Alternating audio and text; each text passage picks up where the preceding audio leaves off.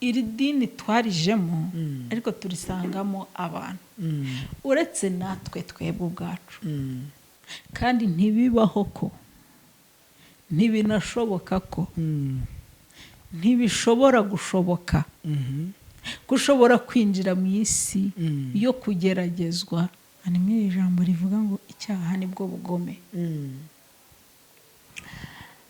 Iyi si nta hantu na hamwe tuzayicikira cyane. Zaburi nshya.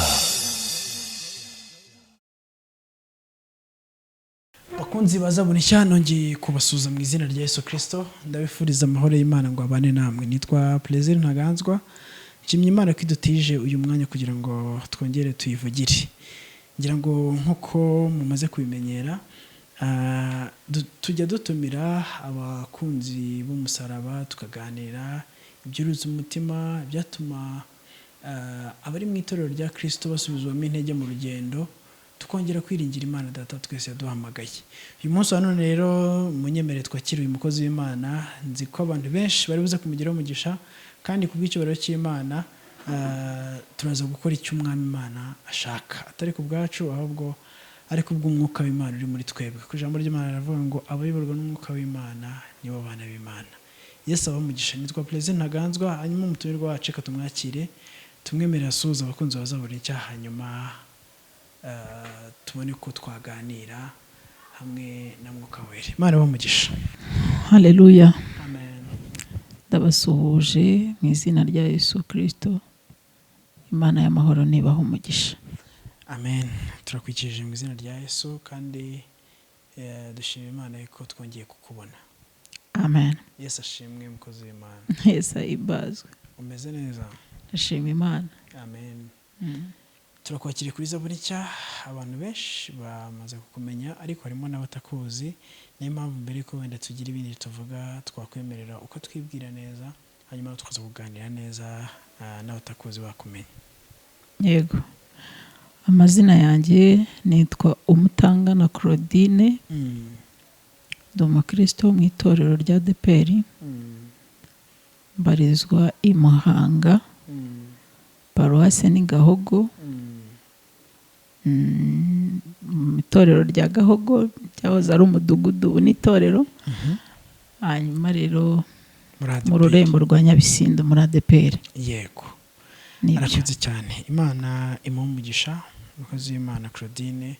Hanyuma hari izina ry'ukunda kwibagirwa, kandi iryo zina kandi bajya bavuga ngo izina ntirikujije. Irindi ni Today. Today. Ariko mba nshaka ko n'ayandi atibagirana. Ese kubera ko Today riravugwa cyane. Umutangana ntirimenywe, kandi iryo zina nirigeze rwose, kandi ndikunda cyane. Amen. Tugaye ikaze kuri Zaburi nshya, kandi twongeye kwishimira ko wemeye kongera kuza kuvugira Imana. Ntabwo ari ibintu biba byoroshye kuvugira Imana, ariko Imana iduhaye icyo kuvuga turakivuga, izina ry'Imana rigahabwa icyubahiro. Amen. Claudine, njya nkunda gukoresha ijambo rivuga ngo twakiriye umukozi w'Imana, twakiriye umukozi w'Imana. Iri jambo iyo uryumvishisha kenshi rikunda kuza mu buryo bwo kubaha umukozi w'Imana, wa mugani, cyangwa uburyo bwo kubaha umuntu w'Imana. Ariko se iri jambo wumva kurikoresha nta kintu biba ritwaye, cyangwa hari ukuntu risa nk'iribangamira ubuzima cyangwa imimerere y'umukristo? Dore ko kenshi bajya bavuga ngo umukozi n'umwana mu rugo biba bitandukanye. Ibyo bintu uko ari bibiri, iri jambo rikoreshwa cyane, umukozi w'Imana, umukozi w'Imana, umukozi w'Imana. Ese wowe uryumva gute? Umukozi w'Imana kuri jyewe nta kintu rintwara. Ari umwana w'Imana, ari umukozi w'Imana. Bwa mbere na mbere Bibiliya iravuga ngo abamwemeye bose yabahaye ubushobozi bwo kuba abana b'Imana. Kabiri, muri ba bandi bamwemeye ni nabo yafashe arabatuma. Yego. Kubatuma rero ntabwo yabatumye gutyo gusa, yarabahaye misiyo, yarabahaye akazi. Akazi rero ni ukujya kugakora. Yego. Biva ku nshinga gukora. Gukora. Mu nshinga yo gukora rero niho havamo ijambo umukozi. Yego. numva kuri njyewe nta kintu bitwaye. Urakoze cyane. Hanyuma reka dutangire dusenga, hanyuma tuze tuganira ikiganiro nzi neza ko kibuze kugira umumaro abantu benshi bitewe n'ubuzima tugiye tubayemo nk'abana b'Imana cyangwa se nk'abakozi b'Imana, ariko kandi rimwe na rimwe dushobora guhura n'ikintu kikaba cyatuma dutana inzira twari turimo tugafata indi nzira nyamara twaratangiye neza. Data twese uri mu ijuru, tugushimiye ubuntu bwawe n'imbabazi zawe, tugushimiye yuko mu mahanga yose abubaha Imana bagakorera ibyo gukiranuka ubemera. Tugushimiye kuri Imana itarobanura ku butoni, kandi none nagushimiye yuko uri Imana itareba nk'uko abantu bareba. Ntabwo ureba igihagararo, ntabwo ureba uburanga, ntabwo ureba amashuri cyangwa amafaranga. Nibutse ko iryo jambo ribwiye Samweli ubwo yarahagurutse ahagurukana amavuta ajya kwimika umwami, areba kuri ibyo byose ariko aravuga ngo ndi Imana itareba igihagararo, itareba uburanga. Ushimwe kandi uhabwe icyubahiro yuko uri Imana itarobanura ku butoni. Amen. Mu kutarobanura ku butoni bwawe wampaye agakiza kubw'ubuntu bwawe mwami. Wahaye agakiza Claudine, wahaye agakiza Thierry, wahaye agakiza abadukurikiye. Nta kintu na kimwe warebeyeho kuza kugira icyo ureberaho ntabwo twari ugahabwa, niyo mpamvu biduhereye ubuntu ko tutari tubikwiriye. Uhabwe icyubahiro kandi ushimwe. Nyuma yo kwakira agakiza, ijambo ryawe ryarambwiye ngo amakuba, ibyago by'umukiranutsi ni byinshi, ariko urongera uvuga ngo Uwiteka amukiza muri byose. Ni ukuvuga ngo muri uru rugendo rujya mu ijuru duhura n'ibyago n'amakuba n'ibibazo n'ibigeragezo ndetse bikomeye cyane, ariko uratubwira ngo udukiza muri byose. Nubwo duhura nabyo udukiza muri byose. Ijambo ryawe rikambwira ngo nunyura mu mazi ntabwo azagutembana. Bivuze ngo tuzaba twayanyuzemo ariko ntadutembane. Nuca muriro ntabwo uzashya. Bivuze ngo tuzawugeramo ariko ntuzadutwika. Ni amagambo akomeye, ni amagambo akomeye cyane. Arakomeye. Ariko kuko twatangiye urugendo byanze bikunze tugomba gukomera, tugakomeza, bikazatuma dukomeza n'abandi. Mwami Yesu Kristo, turakwinjiza kugira ngo uzubane natwe. Tugiye kuganira amagambo akomeye, ariko ndinginga Imana Data twese kugira ngo ibe mu ruhande rwacu.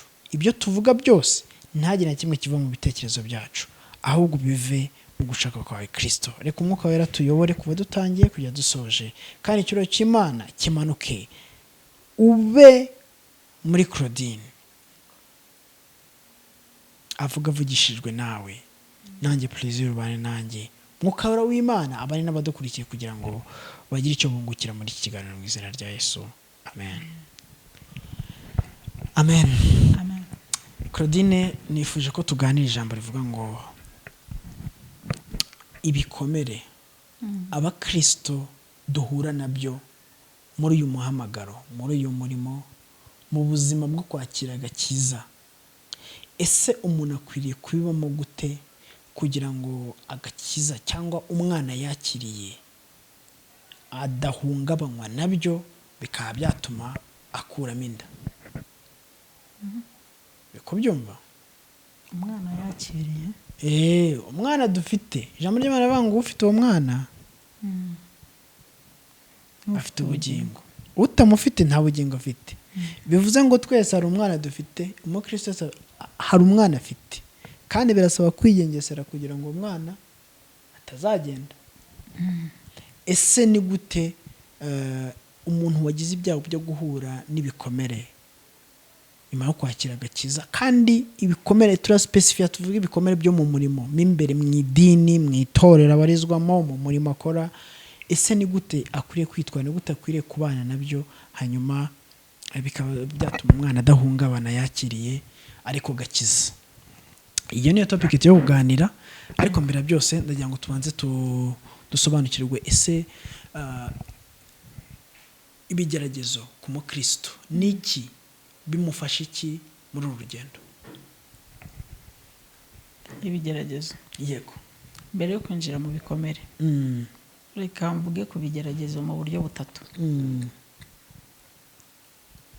Ikigeragezo giturutse kuri Satani. hari n'ikigeragezo giturutse ku Mana. ku Mana. Hari n'ikigeragezo giturutse ku muntu ku giti cye. Yego. Ibyo rero byose ni ibintu bigomba kutubaho. Yego. Niba ku mukristo wese wemeye kwakira Yesu Kristo nk'umwami n'umukiza mu bugingo bwe, mvuze ku kigeragezo giturutse kuri Satani nicyo mereyeho. Ikigeragezo giturutse kuri Satani nta kindi kintu kigikuraho keretse kwiyiriza ubusa no gusenga. Yego. Yesu yigeze kubivuga, aravuga ngo bene uwo mudayimoni ntakurwaho n'ikindi keretse kwiyiriza ubusa no gusenga. Yego. Rero hari ikigeragezo cyiza, gusa si umuntu we ubwo ashobora kubimenya yabyinjiyemo. We yinjiye muri icyo kigeragezo nibwo umuntu ashobora kubimenya. Ariko icyo kigeragezo cyo gikurwaho n'amasengesho. Yego. Gikurwaho n'amasengesho, ntabwo gikurwaho no kwisubiraho, ntabwo gikurwaho no gutegereza iki. Mbega amasengesho yahoramo kikavaho. Ikindi rero nari mvuze ni ikigeragezo giturutse ku Mana. Ibi rero nibyo dutindamo, ari nabyo byitwa ibigeragezo koko. Yego. Hari ibigeragezo Imana yatwandikiye tugomba kubamo byanze bikunze. Igihe kimwe Abisiraheli bava mu gihugu cya Egiputa, bavuye muri Egiputa bose bagiye i Kanani. Yego. Kandi Kanani nusoma kuva 3:17 niho havuga ko ari igihugu cy'amata n'ubuki. Imana yari isimbuje igihugu cy'abagome, igihugu cya Egiputa kirimo agasuzuguro kenshi, kirimo mbega kirimo biriya bintu byose byabaga muri Egiputa. Imana ibabwira ko izabakura muri Egiputa ikabajyana i Kanani mu gihugu cy'amata n'ubuki. Hanyuma Abisiraheli baritegura, banyura inzira ndende zo mu butayu. Bibiliya iravuga ngo no kuva igice ntibuka, iravuga ngo Imana ntiyashima kubanyuza inzira z'ubusamo. Yego. Ngo ishima kubanyuza inzira z'ubutayu. Ngo icyatumye rero ibacisha mu butayu ngo kwari ukugira ngo ihabageragereze. Niko no mu gutegekwa kwa kabiri havuga. Yego. Bivuze ngo iyo muri plan yayo, muri gahunda zayo, yarabipanze kubageragereza mu butayu. Ishima n'ubutayu iri bubanyuzemo, irahabageragereza. Ngo kwari kugira ngo none ibacishe bugufi. Bivuze ngo hari harimo abagomba kwishyira hejuru, irabimenya. Imenya ko igomba kubacisha bugufi. Niyo mpamvu mvuga ko rero iki kigeragezo giturutse ku Mana rimwe na rimwe kigira ama esikariye cyangwa se kikagira ama etaje, ariko nabivuga. Mbega kigira ibindi bintu byinshi. Kuko mu butayu bagombaga kuhaca bakabura ibyo kurya, bakabona amanu mu buryo bw'ibitangaza. Bagombaga kuhaca bakabura amazi yo kunywa, bakabona urutare ruvamo amazi. Mbega ibyo byose ni ibintu bishamikiye kuri cya kigerageza Imana yabahitiyemo. Ibyo nabyo birarangira. Uzibinjiza muri Kanani ikintu cyabaye. Ibinjiza muri Kanani baragiye bararwana, bimura amahanga. Yosuwa na Kalebu nibo mubyibuka babwiye Abisiraheli ngo tuzabarya nk'imitsima mu gice cya 14 mu kubara umurongo w'8 n'uwa 9. Barababwira ngo ntabwo bagifite ikibakingira, ngo ahubwo ngo tuzabarya nk'imitsima. Ibyo rero byararangiye. Ibyo byararangiye bagera i Kanani. Yego. Icyakurikiyeho rero ni iki? Igihe bari bamaze kugera i Kanani, bamaze kwirukana Abaheti, Abamori, Abayebusi, mbega abanyakanani hari amahanga ngira ngo 7 sinibuka n'ayandi mu gice cya 3 cy'igitabo cy'abacamanza ugisomye neza gufa ku murongo wa mbere haranditse ngo ayo mahanga ngo niyo Uwiteka yarekeye ngo kugira ngo yageragereshe Abisiraheli ngo harimo Abafilisitiya harimo abatware b'Abafilisitiya harimo abanyakanani harimo abayebusi harimo ayo moko yose n'ubundi yahoze muri Kanani. Ntiyemeye ko Uwiteka ntiyemeye ko Abisiraheli bayamaramo muri Kanani, ahubwo yemeye ko basigaramo kugira ngo bagerageze Abisiraheli. Ngo kuko ngo hari abantu batari baramenye intambara zo mu butayu n'uburyo zirwanwa.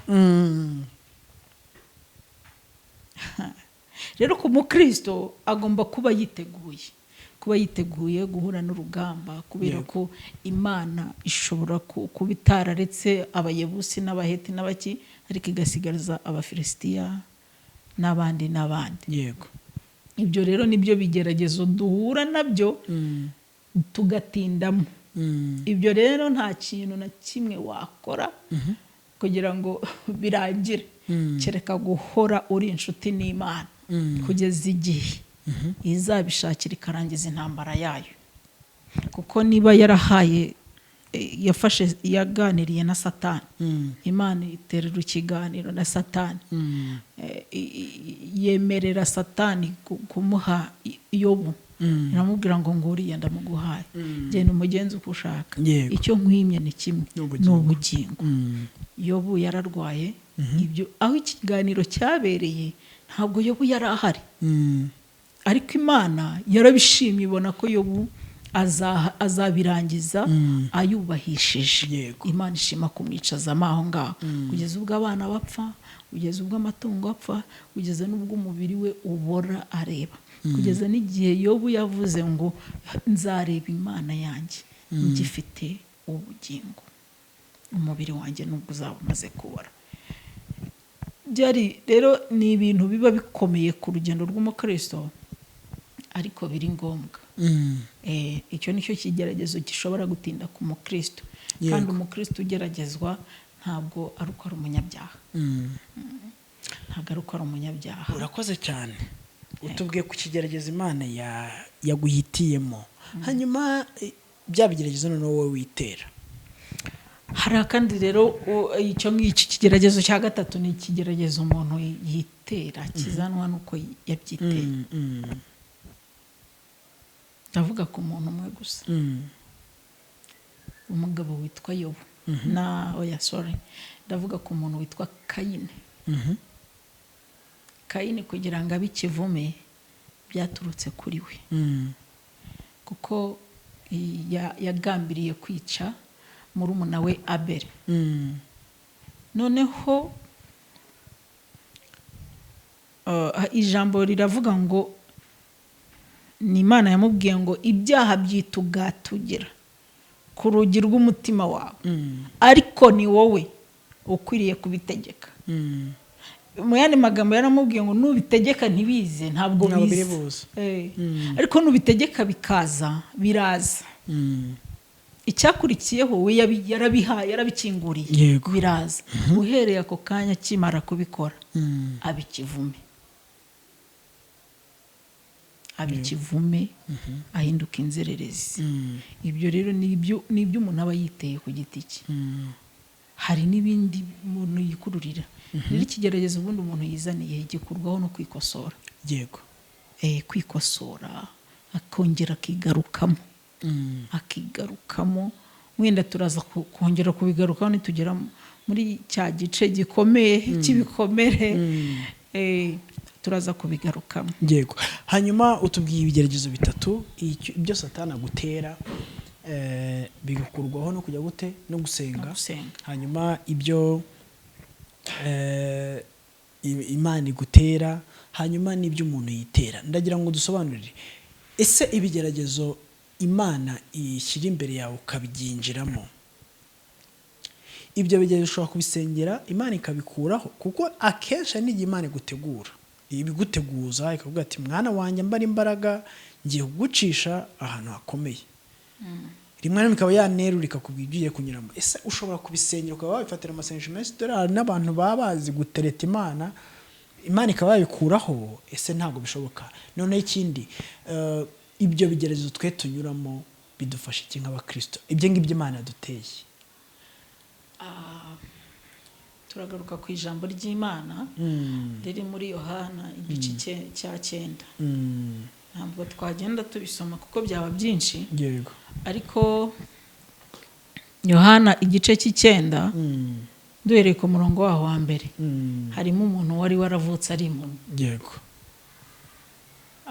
Hariyo amagambo avuga ngo abigishwa ba Yesu baramubajije, mwigisha tubwire, ubundi uyu niwe wakoze icyaha?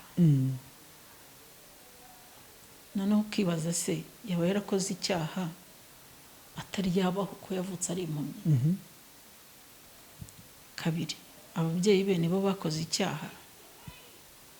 Ukibaza, se kuba ndiho mu buzima bw'ubuhumyi byaturutse? Ibyo byose turaza kubigarukaho wenda mu bikomere.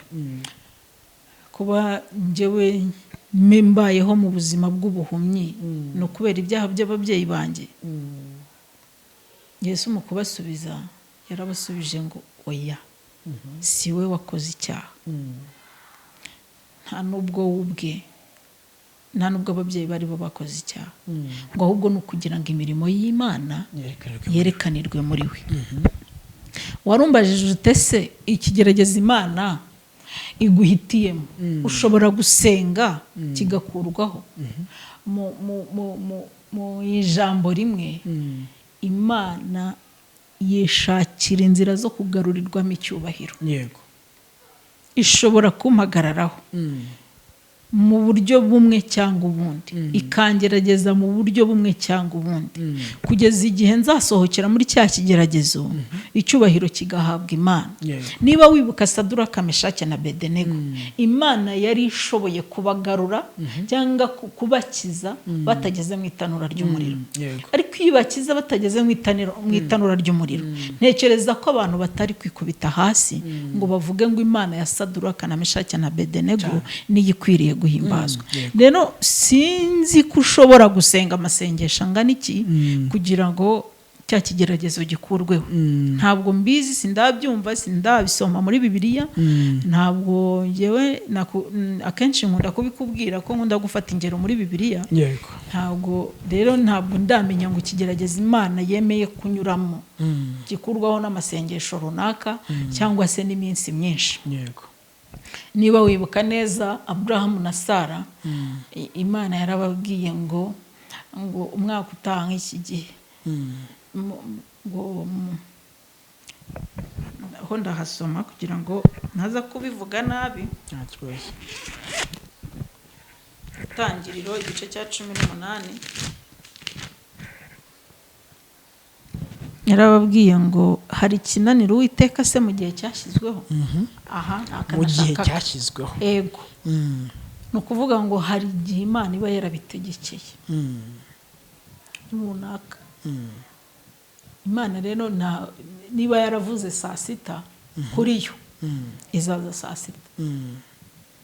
Niba yaravuze 8:00, izaza 8:00. Hariho abicira inzira mbere ya 6:00 cyangwa mbere ya 8:00. Hariho n'abicira inzira mbere y'igihe cyashyizweho, ariko Imana ifite igihe tegekeye ikigeragezo igushyizemo kugeza igihe izakigukuriramo. Yego. Niyo bibaye ngombwa ishobora kugiprolonja bitewe n'iki ishaka. Bitewe n'iki ishaka, ko niba wibuka kwa Yobu, ikigeragezo yaragiprolonje kugeza no ku mugore bamubwira ati ihakana Imana wipfira. Nirwo rwego yaragezeho. Rero ku kijyanye n'amasengesho, wasenga kugira ngo uve mu kigerageza Imana igushyizemo, ntabwo numva nyazi, ntabwo nzi umubare. Ushobora gusengera mu misozi tuzi nk'iyo nzi za Kanyarira, Kizabonwa n'iyindi ukamanuka, ariko hariya kigusunikirayo kugira ngo wongere uhabwe imbaraga z'umutima. yego ntabwo ari ukugira ngo ugende kiveho, ahubwo ugenda wambara imbaraga ukumva uko bukeye uyu munsi n'ejo buzacya, gutyo gutyo gutyo kugeza igihe uzaza ugisohokeramo. yego numva ari ibyo ngibyo. nibyo. hanyuma noneho bidufasha iki ibigeragezo Imana itwinjijemo, twaba tubishaka cyangwa tutabishaka? nako nta nubwo twaba tunabishaka, ariko ibyo twinjizamo bifasha iki ubuzima bwacu? bidufasha gukomera, tukamenya icyo dushaka ko kigomba kuvunikirwa, kuko ubundi Kristo nawe mu kudushaka yarabivunikiye. yego natwe rero mu kumushaka no kubuzamugeraho tugomba kubivunikira uko byagenda kose. umugabo witwa Nyamugirya Nino yari ari kumwe na mukristo, ngo aragenda bageze ahantu ngo ajyane bari ngo mwisayo gahinda gasaze. yego atangiye gusara avuga ati reka reka reka reka reka, ati nubwo dutangiye guhura n'ibintu bimeze gutya, ati none imbere hariya bizaba bimeze bite? yisara yisubirira ahari ubuzima buzima, undi aravuga ati ntacyo tu ko byagenda kose ndakomeza. ndashaka kukubaza iki kintu, ibigeragezo byo bibaho, ariko nigeze kugiranya Gisenyi, ngeze Gisenyi ndi kumwe na Thierry, turakora umurimo w'Imana, tugarutse dukora impanuka. ikintu cya mbere nese nakiza nabase ahantu nagiye Imana yabyemeye, nagiye niyobeye nkaba mpuye n'izi ngaruka, ese numva birancanze, ntajya gutekereza ku kantu, ibi bintu bivuye ku Mana, ninjye mbyiteje cyane Satani wenda ushaka kugira ngo nteze ibibazo n'ibigeragezo. nkiri kubitekereza gutyo mpita nibuka ko ijwi ry'Imana rigeze kuvugana natwe tuvuga ngo mbarinze impanuka Satani yaragambiriye kubateza kugira ngo abateze ubumuga buhoraho, uyu murimo muhagarike. njye nari nagize amahirwe yo kumva iryo jwi, ariko se ku muntu utumvishije ijwi, iyo uhuye n'ikigeragezo runaka ni gute umenye yuko ukiteye, cyangwa se ari Imana ikigushyizemo, cyangwa se ari umwanzi Satani ukigushyizemo? buriya rero Plaisir, Imana iravuga, ariko abantu twese ntabwo dufite ubushobozi bwo kumva ijwi ry'Imana. ariko ubundi Imana iravuga, kandi ntibibaho ko, ntibinashoboka ko, ntibishobora gushoboka ko ushobora kwinjira mu isi yo kugeragezwa n'Imana itabikubwiye. ibyo ntibibaho. ikintu nzi kuri iyi Mana, itanga amakuru. ikibazo cyacu twebwe ni ukumenya ngo yayampaye ryari. Plaisir, iyo abantu baririmba baba barimo kutubwiriza, iyo barimo kutubwiriza twebwe tuba turimo kuvugana n'Imana. ntabwo ari umunyenga w'imiziki, nta nubwo ari umunyenga w'amajwi meza. iyo rero uri mu munyenga w'amajwi meza y'abaririmbyi, utahira uwo, kandi Imana yavuganye nawe ntubyumve. nanone iyo ugiye mu munyenga w'imiziki, utahira ibyo icyo Imana yashakaga kukubwira ntucyumve, ariko Imana iba yavuganye nawe. hariho umugabo umwe mu gitabo cy'Abami, nibuka igice neza, Imana yatumye ahantu iramubwira ngo ugende, ariko wirinde ntuzarya mu nzira. yampaye nk'umuhanuzi wamaze ndamwibutsa. burya Imana yari yavuze. muri Imana itanga amakuru, kuko na Yesu mbere yo kugira ngo atume intumwa ze, yarabanje arazicaza. kuva mu gice cya gatanu cyangwa cya gatandatu cyo muri Matayo kugera mu gice cyari arimo abaganiriza. yaganiriye n'abigishwa be ku musozi, si 12 gusa bari bahari, hari n'abandi bantu benshi. arabaganiriza, abaha amakuru, ababwira ngo ntimukishushanye, hari irembo rifunganye, hariho arabigisha gusenga uko bazajya basenga mu gice cya 6. Arababwira ibintu byinshi, ariko ajya gusoza ikiganiro uzi ijambo yababwiye, yarababwiye ngo nuko rero mu gice cya 7 ngo hahirwa umuntu wumva aya magambo yarangiza akayakomeza. Uyu nguyu azamera, unyemerere ubyumve kuko ni wowe wambajije iki kibazo. Hari ibintu biba byumvikana nk'ibikomeye, ariko umwuka wera ajya adufasha asanga abantu abibasobanurire. Niba Yesu yaravuze ngo hahirwa umuntu wumva aya magambo akayakomeza, bivuze ngo harimo n'abandi bayumvise muri abo bantu bakayasiga aho ngaho. Kandi Yesu yakoze ikiganiro kirekire. Rero Imana iravuga, arababwira ngo uyazaba abaye nk'umuntu wubatse inzu ye ku rutare. Imvura iragwa, imivu iratemba, biriya byose biraza, ariko bigeraho ariko ntiyahirima. Naho rero undi we azaza, uwo wayumvise ntayakomeze, ibyo bizaza kuko kuza ko bizaza ni ihame, ni ibintu biriho. Azahura aya magambo mwumviye aha, muzahura n'imiyaga n'iki, ariko ikizatandukanya mwebwe, ikizagaragaza umuntu wumvise aya magambo cyangwa akayakomeza, nuko bizaza bikagera kuri we agasenyuka cyangwa ntasenyuke, kuko kumva ko mwumvise. Rero Imana iravuga, ivugira mu ndirimbo, ivugira mu ijambo ryayo, ivugira mu nzozi, ivugira mu buhanuzi. Ikibazo rero ni kimwe, ni uko abantu bashobora kubyumva ariko ntibabikomeze. Ariko Imana iba yavuze. Wambwiye ko tuganira ku bakristo. Umukristo bivuze umuntu ujya mu gusenga, uba mu rusengero, uwo ahora yumva ijwi ry'Imana, abigisha barigisha, harimo ijwi ry'Imana, abaririmba bararirimba, aho harimo ijwi ry'Imana. Gute wambwira ngo uyu muntu ntabwo yumvise ijwi? Ubwo uvuze mu buryo n'ubw'abandi, nawe ubwawe ushobora gusenga ukumva ijwi, ushobora gusinzira ugasurwa mu buryo bwinshi bugiye butandukanye. Uti ntago Imana yenda kukugerageza utaramenya ayo makuru, utarumva Imana ibikubwira. Hanyuma reka twinjire noneho mu kigeragezo cya kintu umuntu agenda akicaramo akakibamo, yewe rubanda bamukikije bakamenya ko umuntu ari mu kigeragezo. Urugero, umuntu akubise imyaka 25 atabyara, 30 arageza atabyara.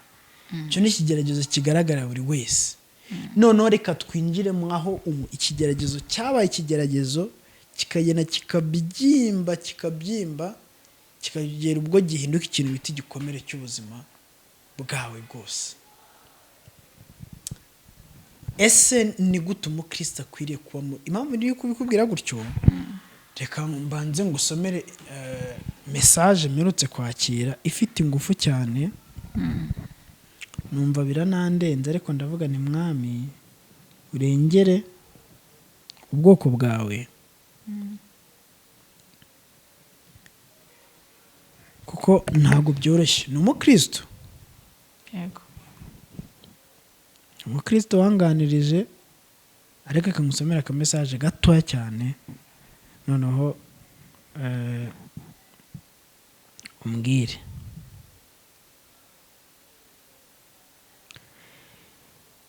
Umuntu yaranyandikiye arambwira ati Yesu ashimwe Plaisir.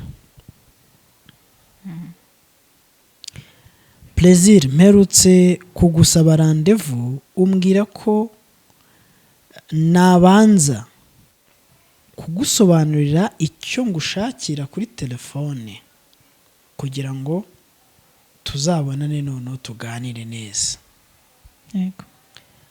Rero ngushimiye yuko wanyakiriye kuri telefone, kandi nabonye uri umukristo, ujye ukomeza rwose, ni byiza cyane. So nakomeje gukeka cyangwa kubona ko ubuhamya bwanjye bukiri igice butaruzura neza ngo mbashe kubutanga musangize abantu nk'uko Imana yakunze kujya ibimbwira. Kugeza ubu rero ntabwo bikiri ngombwa ko naza kukureba kuko ndumva iminsi nari nsigaje ku isi iri kurangira. N'uwanyongerera indi minsi yaba yasaze. Nkwandikiye ngo utazanyibazaho impamvu ntakubwiye ikintu nagushakiraga. Inzira zo kwiyambura ubuzima ni nyinshi cyane, ariko umuntu akaruhuka. Namwe Uwiteka agitije ubuzima, mushikame mumukomereho, kuko nubwo ibyanjye bitampiriye ariko Uwiteka arakora. Bye. Mbega gusezera. Ansezera ariko uyu muntu ntabwo nari muzi. Uyu muntu yahuye n'ikintu kimugeza ku rwego rwo kumva yuko Uwiteka akora ariko we icyo arimo ntazi, kitazabasha gukemuka. Anantangariza yuko hari inzira nyinshi zo kwiyambura ubuzima, ariko azahitamo imwe kugira ngo aruhuke. Ntabwo nzi niba koko yararuhutse cyangwa se niba yaranagiye, sinzi niba yararuhutse cyangwa niba ataragenda, niba nabikora azaruhuka. Ariko se ikigeragezo kigera ubwo gihinduka ibikomere, ukaba wageza ku rwego. No muri iki cyumweru hari umuntu uherutse guhura n'ikigeragezo gikomeye. Inzira ya mbere yo kugira ngo icyo kigeragezo gikemuke, atekereza kwiyahura nawe. Gikomeye please, kandi umukozi w'Imana ukorera Imana abantu bose bazi. Nagiye no kumureba arambwira ati perezida ubuzima bwanze, kandi umukozi w'Imana yamuvuze ahanga kuri Zaburi cyane, bose bavuga bati ntibishoboka. Ahantu umuntu agera ku rwego rwo kuba yatekereza kwiyahura, ntekereza ko ari igikomere gikomeye cyane. Tugiye mu bikomere by'umubiri, gishobora kuba umuntu yakomeretse agakomereka ku mutwe n'umutima ku buryo nta buzima afite. Ahantu umuntu ageza, umukristo ashobora kujya kuri iyo stage, ese ni gute ashobora kubaho umwana yakira ari we Kristo Yesu ntakomereke kandi agakomeza kugira ubuzima muri we, kandi uwo muntu agakomeza gukomera? Ndagira ngo ahantu tuhagane kandi tuhitse cyane, kuko nzi ko Eida ngiye nshobora kuba narabibayemo, wowe Claudine ushobora kuba warabibayemo, abadukurikiye nabo hashobora kuba harimo umwe wabibayemo cyangwa bose. Ariko se aho cyangwa se bazanabibamo, dore ko ibyo bigeragezo byanze kunze bituri imbere, tugomba kubicamo nk'uko Abisirayeli bagiye bahura n'ibigeragezo. Aho hantu umuntu ashobora kuhaba gute? Wenda tutarahita twinjiramo neza muri iyo topic. Ni ryari ikigeragezo umuntu yahuye nacyo mu umukristo ajya ku rwego kimuhindukira igikomere? Ni igihe nyine umuntu atinze mu kigeragezo. Yego. Ko byagenda kose kimuhindukira igikomere. Kimuhindukira igikomere. Ahubwo icyo tuza kureba, sinzi niba ariko wabiteguye, ahubwo tugomba kureba ni gute umuntu abana nabyo kugeza iherezo rye ribaye ryiza. Ngira ngo turacyari muri development, turacyari kureba ibikomere umuntu ahura nabyo, ariko icyo uransubije neza, urambwiye uti ikigeragezo cyane si gikomeye igihe urambye muri icyo kigeragezo. Kandi ibyo byose abakwegereye cyangwa se abari kure yawe bakuzi bakabimenya. Hanyuma Imana muba mubanye gute ku byerekeranye n'icyo kigeragezo? Kuko hari igihe wumva muravuga ati nyabuneka plaisir, nkungiye plaisir, nuvuga abandi umusore nkahora mbaza Imana, se Mana ko ndambagiza bikanga, ko ndambagiza ni iki kibazo mpura nacyo? Imana ikancecekana. Ari teve giko navuga ngo Imana yarancecekanye, ikagucecekana. Cyaza wati mwana wanjye humura. Ese ni gute Imana ibana nawe muri icyo kigeragezo ubona urambyemo? Buriya rero mu kigerageza Imana yaguhaye Imana ikibera umwishingizi Imana irakwishingira niyo mpamvu ubona iyo abantu batateshutse kuko hariho abateshuka bakabivamo waduhaye urugero kuri Mukristo ari mu rugendo Nyamugirya nino yabivuyemo hakiri kare ariko Mukristo akomeje imbere agahura n'intare zaratontomaga ariko ziziritse ariko wibuke ko yahuye n'abandi bagabo babiri bagarutse bivuze ngo bahuye n'isayo simbizi neza ni imagination niko ntekereza bahuye n'abandi bari baravuye mu isayo agahinda gasaze barenga hahandi Mukristo yaramaze kurenga hose bagarukira ku ntare basubira inyuma amakuru bazaniye Mukristo nuko bamubwiye ko bitagikunze kuko imbere hari intare Mukristo ati aho kugira ngo nsubire inyuma ako kantu turaza gukomeza tukagarukaho aho kugira ngo nsubire inyuma njyewe ndakomeza zindya ariko ndimo kujya imbere ntabwo ari ijambo ryo gutekereza gutyo gusa ngo uhite urijugunya ahubwo ni ijambo ryo gutekerezaho umwanya munini uba ufite gutekereza ngo njyewe ndemera intare zindye ndemera ubu buzima mbunyuremo aho kugira ngo nsubire mu buzima aho navuye niho habi we yemera guhara amagara niba nicyo kinyarwanda cyanyacyo umuntu yakoresha yemera guhara amagara ye akomeza ajya imbere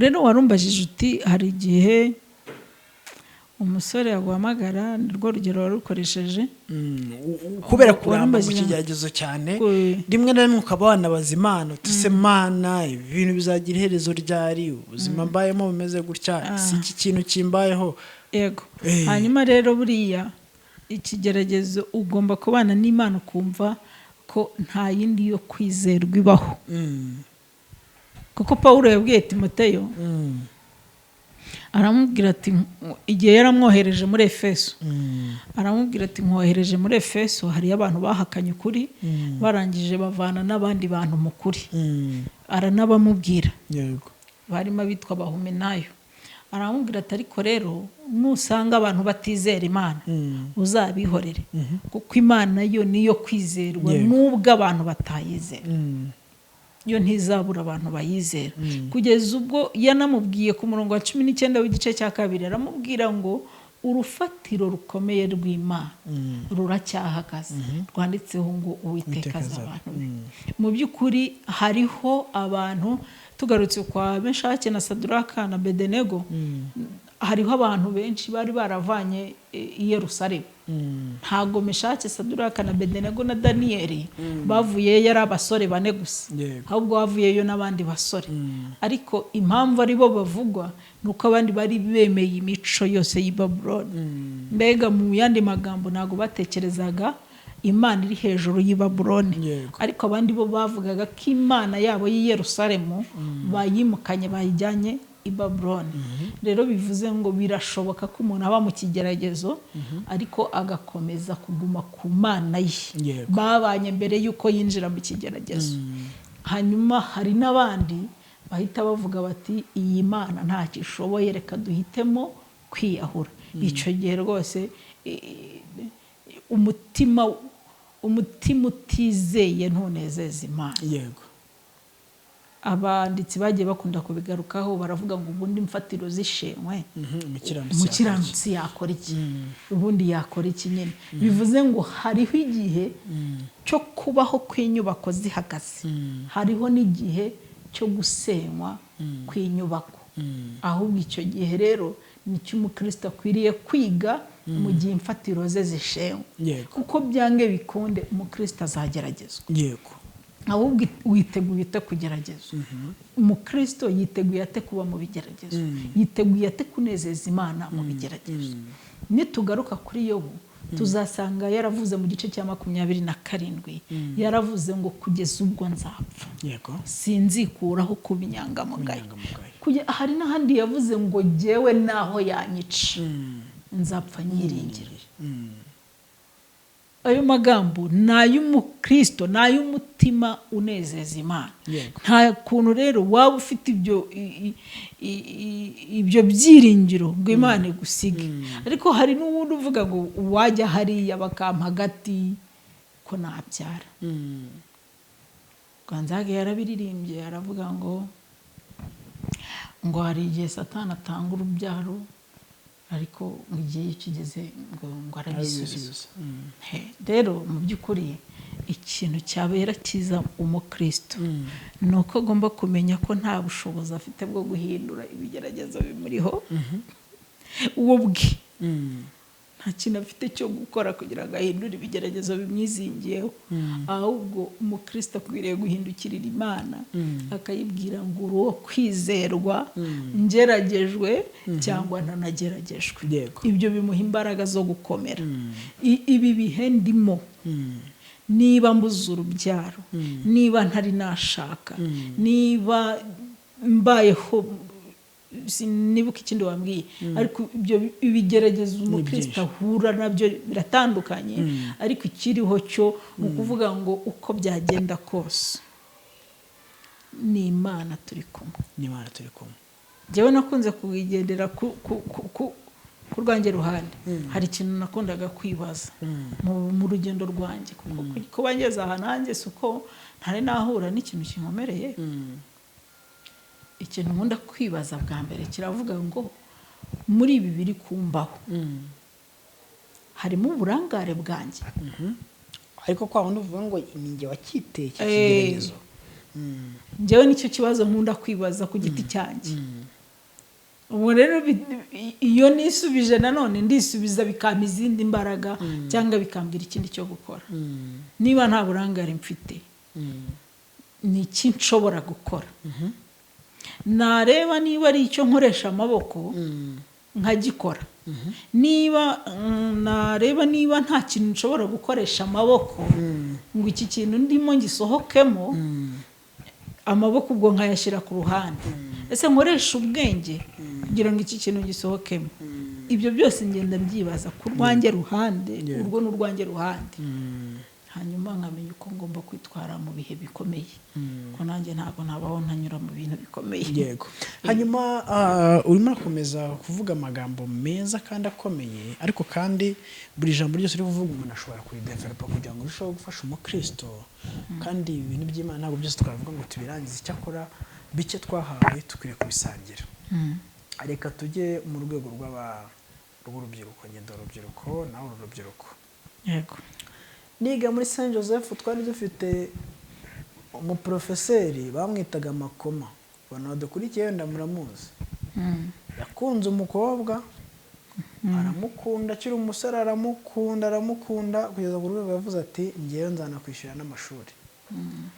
Amwishyurira amashuri, nyamukobwa agira atya arangize. Akimara kurangiza umukobwa aramubwira ati rero njye nawe ntabwo turi ku rwego rumwe, ntabwo twabana. Umusore yavuga ati uko byagenda kose uyu niwe Imana yangeneye tuzabana. Umukobwa agira atya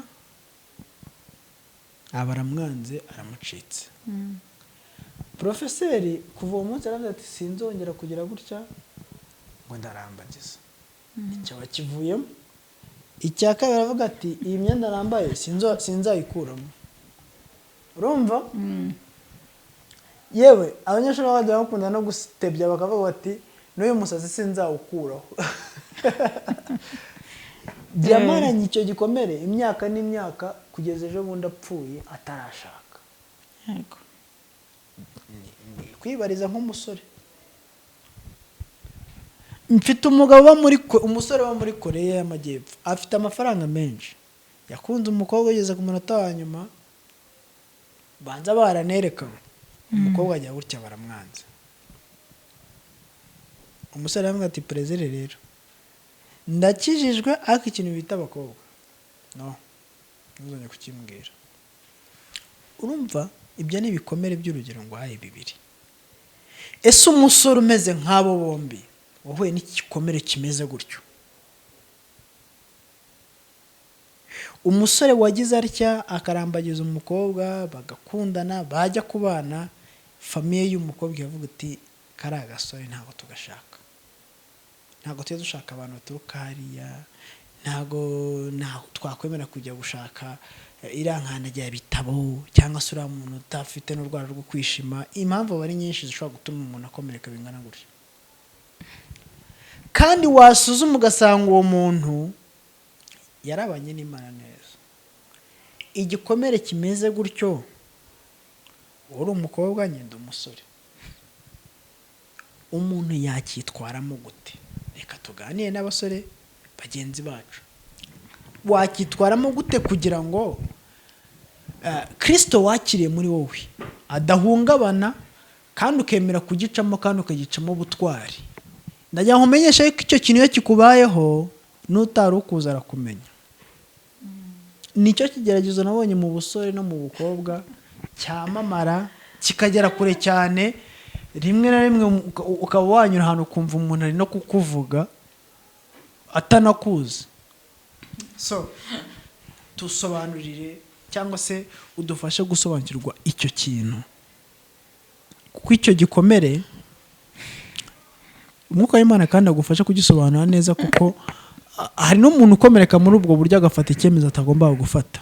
Ndagira ngo nkumenyeshe ko hari ingo nyinshi nzi byagenze gutyo, bitewe n'igikomere umuntu yagize agahita afata undi muntu, yamara kumufata akamufata atamukunda.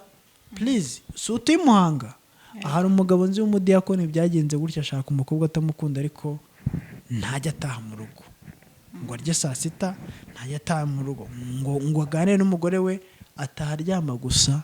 Niyo muganira arakwibwira ati uyu mugore simukunda, namushatse ari ukugira ngo ndebe yuko nakwibagiza igikomere nahuye nacyo. Nawe byaragenze nk'uko nguko. Aha. Prezil Imana iguhe umugisha. Amen. Abazatwumva twifuza ko imitima y'abantu ikomera, nicyo cyifuzo cyane. Mbajije ibibazo byiza nyine nk'umuntu w'urubyiruko, kandi ubifiteho amakuru, bifiteho amakuru ntari butangaze, ariko ndi buvugeho. Aha. Prezil, kananjye mubaze, reka dutekereze ko tugiye gukora umushinga wenda wo gucuruza. Dufite amafaranga, nidushaka tuvuge 1 miliyoni, tugiye kuyajyana mu bucuruzi runaka.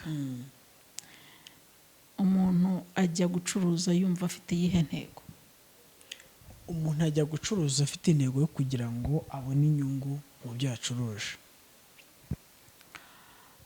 Ntekereza ko iyo umuntu agiye gucuruza, ahagurutse agiye gucuruza, atavuga ngo mu kwezi kwa mbere ngo nzaba mfite inyungu iyi n'iyi gusa. Yego. Umuntu agomba gutekereza no kuri kote y'ibihombo cyane rwose.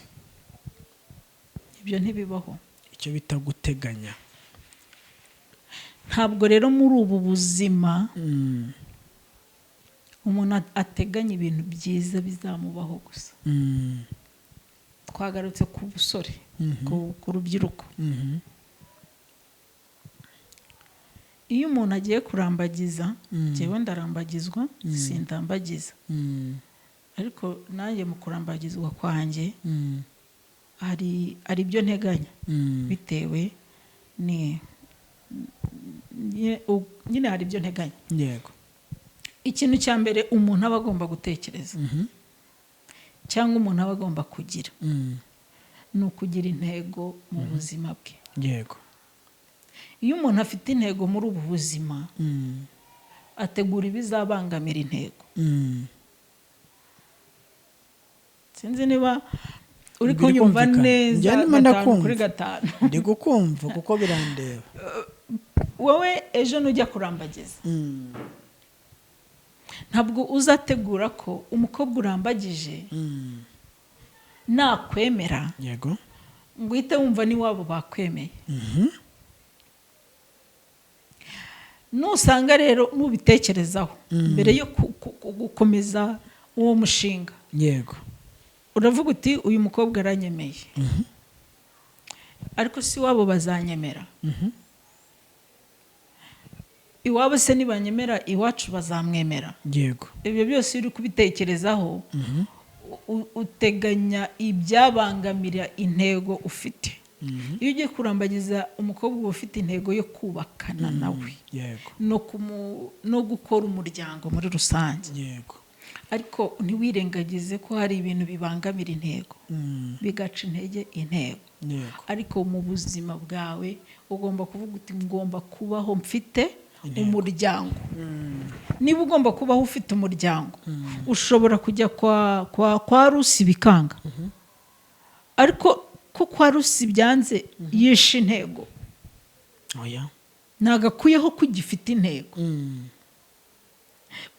Ugiye kwa Esiteri naho biranze, ariko kuba kwa Esiteri bipfuye ntabwo bivuze ko yishe intego iri muri wowe. Ikintu cyiza mu buzima bw'umuntu ni uko utemerera ibikomere kwica intego ye, ahubwo akemerera intego ye kubangamira ibikomere. yego, ninshaka ndisubiremo, intego y'umuntu cyangwa intego yawe, intego y'umuntu uri kutwumva ntabwo ikwiye kubangamirwa n'ibikomere runaka ABCD, ahubwo intego y'umuntu ikwiye kubangamira ibikomere. Kuko kwa Esiteri bishobora kwanga, ariko ukahavana confidence, ukahavana icyizere, siko babivuga, ukumva nyine uracyifitiye icyizere ko nubwo kwa Esiteri byanze, ariko bigishoboka ko ugomba kugira umuryango, kuko biracyashoboka. yego, Ahantu byari gupfira ni hamwe, nuko Esiteri yari kuba ari we mukobwa usigaye mu isi wenyine. ariko nanone iyo wakunze, ntabwo turi bwirengagize ko abasore nkatwe iyo tuje kubarambagiza mwebwe abakobwa, burya hari umutoma tudashobora kwibagirwa, kandi nako tuba twumva tuvuga ngo utariho sinabaho rwose, udahari mba numva ubuzima bwanjye ntacyo kubaho byaba bimariye. Kandi koko iyo bivuga gutyo ntabwo ari umutoma gusa, ni nako uba wumva biba bimeze. Buriya icyo nkubwiye ni kimwe, icyo umuntu agomba kuzirikana ni intego ye. Iyi ntego ufite mu buzima bwawe, ibe iyo ngiyo kurambagizwa cyangwa muri bizinesi, byange bikunde izabangamirwa. Ushobora kuba utabona imbogamizi aka kanya, ariko zizakugeraho utaziteguye. Ni nk'uko umuntu ashobora kubyara abana, yari yiteguye kubyara umwana umwe akabona abyaye babiri. Icyo gihe uhita utungurwa naho undi, n'ibyo uri bumwambike, n'ibyo uri bumugaburire, ibyo byose bishobora kugutungura. Ariko ntago bivuze ngo utsindwe. Mu buzima bw'ubutsinzi, mu kubaho mu buzima bw'ubutsinzi, nabwira abantu ko bagomba kubaho mu buzima bwo gutsinda, apana bwo gutsindwa. Kandi iyo ikintu cya mbere cyanze, ugahita uvuga uti poe, icyo gihe uba uvuze ngo ndatsinzwe, ukamanika amaboko ukabyemera, ukavuga uti jyewe ndatsinzwe. Ariko kwa kundi, hari umuntu umwe twigeze kuganira yitwa Yves. Ba Yves ni benshi ariko we ariyizi, dukunda kuganira. Hari ukuntu twahuye ibintu bimeze, ariko kugeza uyu munsi uko yari ameze nuko ameze uyu munsi, njyewe bintera imbaraga, mbona binshimishije bitewe nawe n'umwanzuro nabonaga afite. Namubwiye ijambo rimwe, nubwo gutsinda bikomeye ariko birashoboka. Reka tugere aho hantu rero, mu gihe urimo ubwira umuntu uti nubwo bitakoroheye muri iki gihe, nubwo ubukwe bwawe bwapfuye, nubwo wa musore we bakwanze ku munota wa nyuma, nubwo umugore wawe apfuye ku munota wa nyuma mugiye gukora ubukwe. Ngira ngo urabizi hari abantu bagiye bapfusha ubukwe nka Oliva we aranazwi, nta muntu utamuzi. Of course yakoze ubukwe nyuma y'icyumweru cyangwa 2 umugabo we barapfuye. Icyo ni igikomere utari buze gukora n'ikigerezo Imana iguteye, utari buze gukuraho kandi ugomba kubana nacyo. Njyewe nzi umusore umukobwa yaramwanze, aramuvuga ati Prezi nikarame, niko nyambona ujya ukunda kujya mu ivugabutumwa mutwaye ibikapu we na tseri, wanije igikapu kimwe, se ushaka igikapu kiki? Ntireka nkubwize ukuri, ni runaka yanyanze, ariko ndi kumva nta buzima mfite, ngiye kujya kwiyahura ku Mana. Cyakora amahirwe yagize we yagiye kanyarira, yaraje mu igikapu akiramo utwenda, aravuga ati ngiye kugenda mbeyo kugeza Imana izambwirira ati ndamuguhaye. Iyo mitege ishize mu buzima busanzwe wumva ko umuntu yaba yakomeretse ku rwego kubyakira byanze, kuko icyo gihe agiye no mu ijana mwese uragendera ijoro, ambwira ati ndajya inyamaswa nishaka zindya kuko n'ubundi nta buzima. Umuntu wageze kuri urwo rwego yumva ubuzima yabwanze, yumva icyo kintu kimubayeho, nta bundi buryo afite bwo kugitaruka usibye kuba wabona ubusimwe yonyine yo kuba icyo kintu cyavaho cyangwa ugapfa.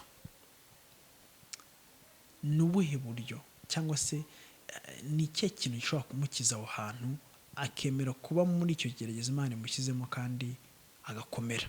Ku ijambo ry'Imana avuga ngo nitumara gukomera tuzakomeza n'abandi, dukore n'iby'ubutwari. Uzi ikintu kimwe gishobora kumukiza ni imitekerereze ye.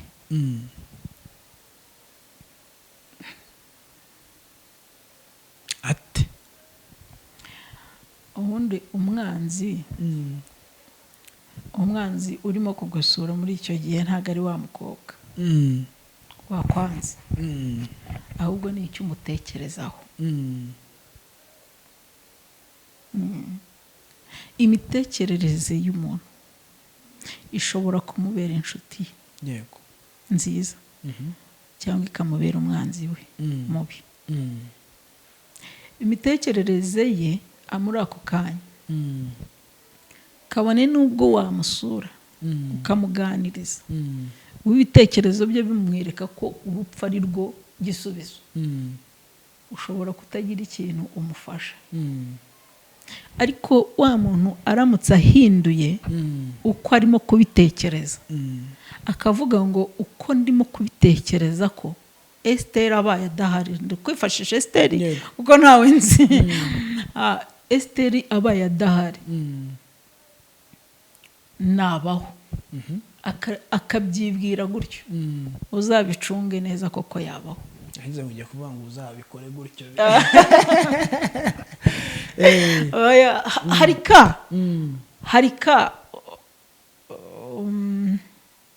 harika umuntu ageramo, reka nivugira umuntu akibaza ngo ubundi mbere y'uko menyana na Prezi nari mbayeho yaje ninjye wamuhaye karibu turamenyana.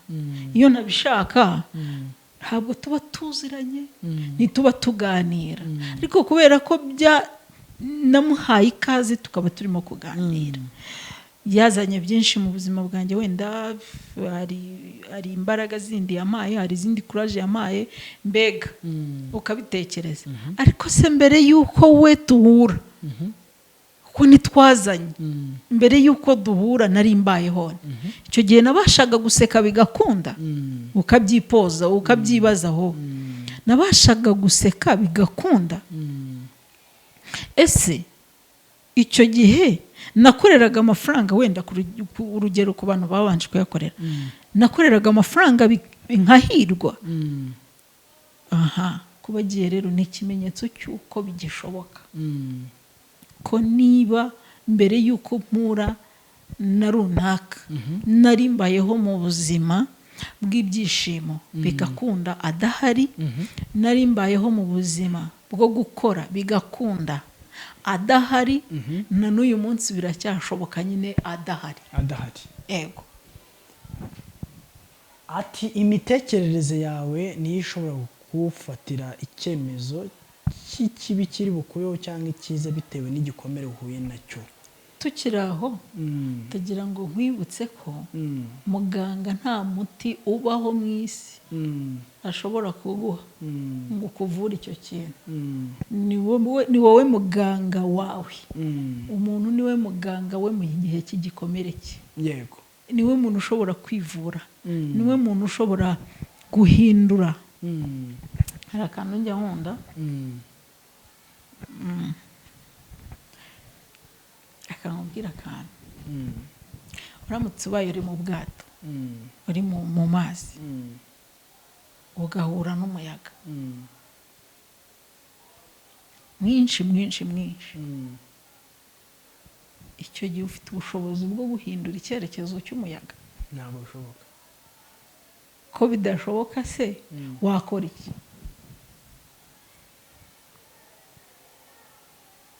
Ikintu ufite cyo guhindura ni kimwe.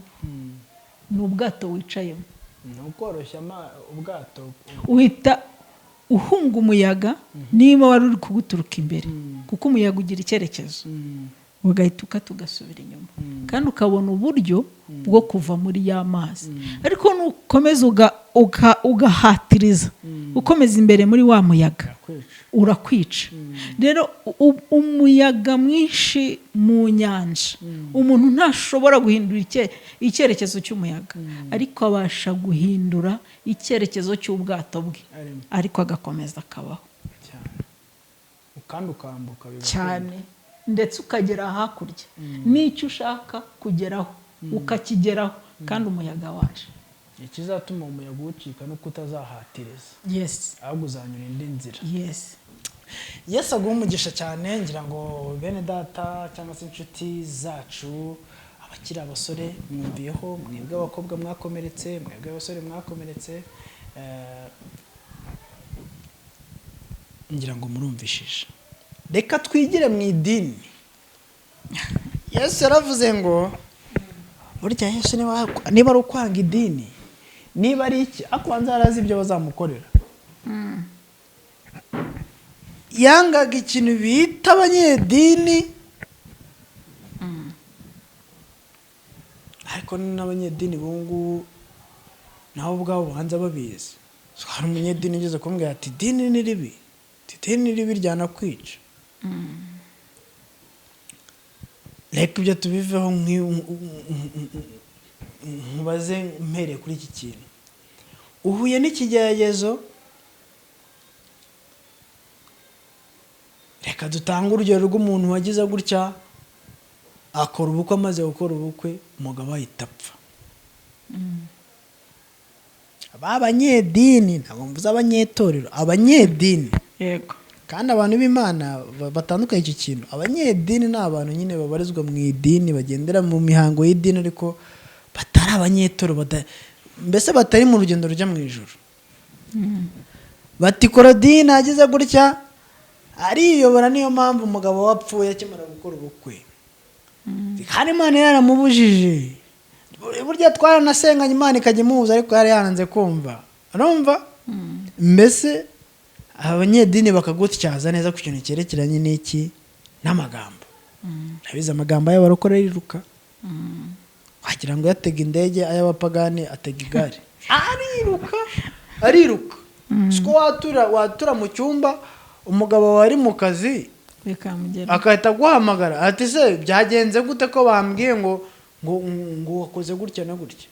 Mukiri mu ntuza, mukiri mu cyumba cy'amasengesho, ukibaza igihe babimubwiye bikagucanga. Icyo bita gutyazwa n'abanyedini, bakagutyaza mu kigeragezo urimo, bakakuvuga koko. Ndagira ngo tujye ku bikomere noneho utewe n'abanyedini. Reka tubyite bene so mubana mu nzu y'Imana. Umuntu akaza akaguhimbira ikintu gutya kigakwira isi yose.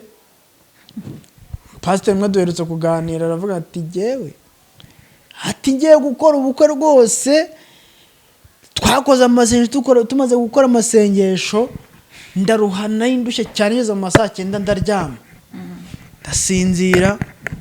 aho nsinziriye rero abantu bajya gutya baratambuka baragenda bajya muri gahunda zabo, umukobwa agira gutya burimo bucya avuza induru yakinze, abantu baza birukanka baravuga bati yaramufashe, dore yaramfashe iyo navuze induru ari kumfata, none dore yari yisinzirije. Umugabo we ntiyireguye, bikanga neza neza neza neza neza, bikaza kurangira cyakora Imana imurwaniriye, ubukwe bwe bwari bupfuye birangiye, biza kurangira ubuyobozi bw'itorero bumubwiye buti ugomba gusaba Imana ugasaba n'itorero imbabazi yuko nubwo ibyo bintu utabikoze ariko kwabuze ubwenge ukarara hafi y'umukobwa. Umusore akasaba Imana, asaba imbabazi ariko atari uko yakoze icyo cyaha, kuko yarasenganye n'abandi muri rusange. Byari byapanzwe kugira ngo ubukwe bwe bupfe. None ibikomere utewe n'abarokore bigira mbaraga ki ku buzima bwawe? Dufite abantu benshi baguye bavuye mu gakiza babitewe n'ibikomere bahuye nabyo mu rusengero. Akakubwira ati kugira ngo umupasiteri ambwirize njyewe nakwemera nkajya nkajya heza Sodoma, niho twegereye habinda bati n'ubundi naho tewe bose babera bajya haririmbira.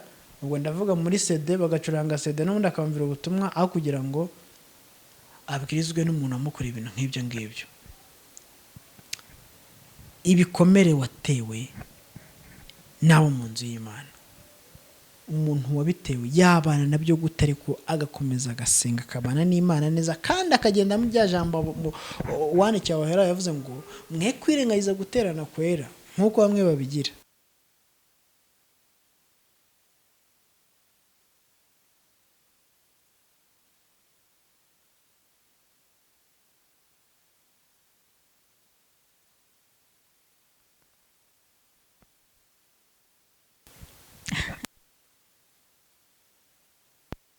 Prezi,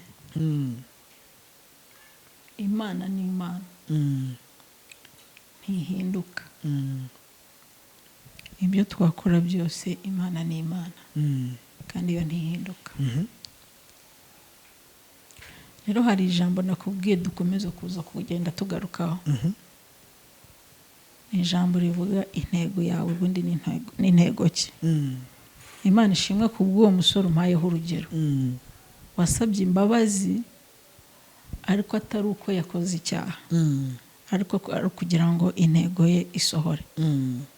Prezine, buri abantu bose bafite uburenganzira bwose bunuzuye bwo kuvuga ibyo bagutekerezaho, ariko nta muntu ufite uburenganzira bwo kukugerera ejo hazaza hawe.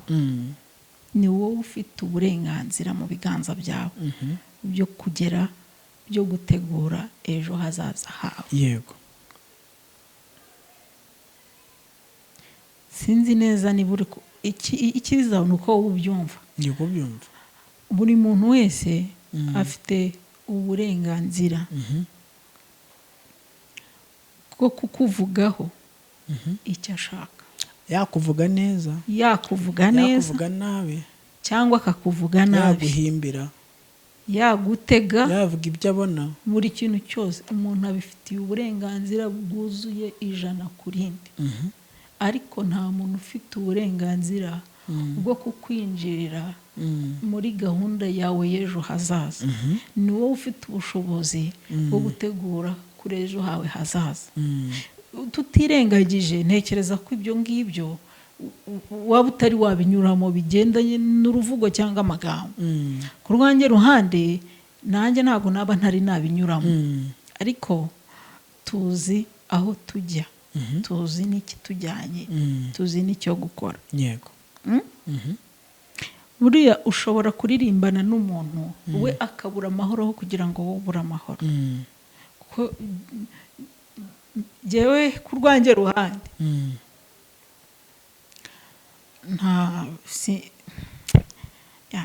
ntabwo numva nshaka kwivuga ku buhamya cyangwa ku byo naciyemo, ariko kandi intego yanjye, icyo numva nshaka ntabwo kizakurwaho n'ibyo abantu bantekerezaho. Oya, ntabwo kizakurwaho n'ibyo abantu bumva bashaka kuri jyewe. Hari umudamu w'inshuti yanjye, ni umuntu mwiza cyane, ni umuntu ufite amafaranga menshi menshi pe,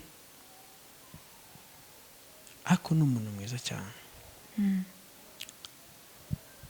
akunda gufasha abantu kandi atarobanuye. Ariko abagabo afasha, igihe kigeze kugera abantu bavuga turiya mudamu rero ntimubona ukuntu akunda gufasha abagabo, ati buriya nta kindi kintu abashaka kugira ngo baryamane. Inkuru iramamara, kuko iyo nkubwiye ngo inkuru iramamara ni uko mba maze kubyumvanya abantu 1, 2, 3, 4, 5 bose bahuriza kuri icyo kintu bati uriya mudamu muzamucunga akunda gufasha abagabo, buriya arabihererana kugira ngo baryamane, ntashobotse. Ababivuze baba mu idini, nawe ubwe babana mu idini. None umunsi umwe turaganira, arambwira ati rero buriya Plaisir, abantu ntabwo ari abantu beza.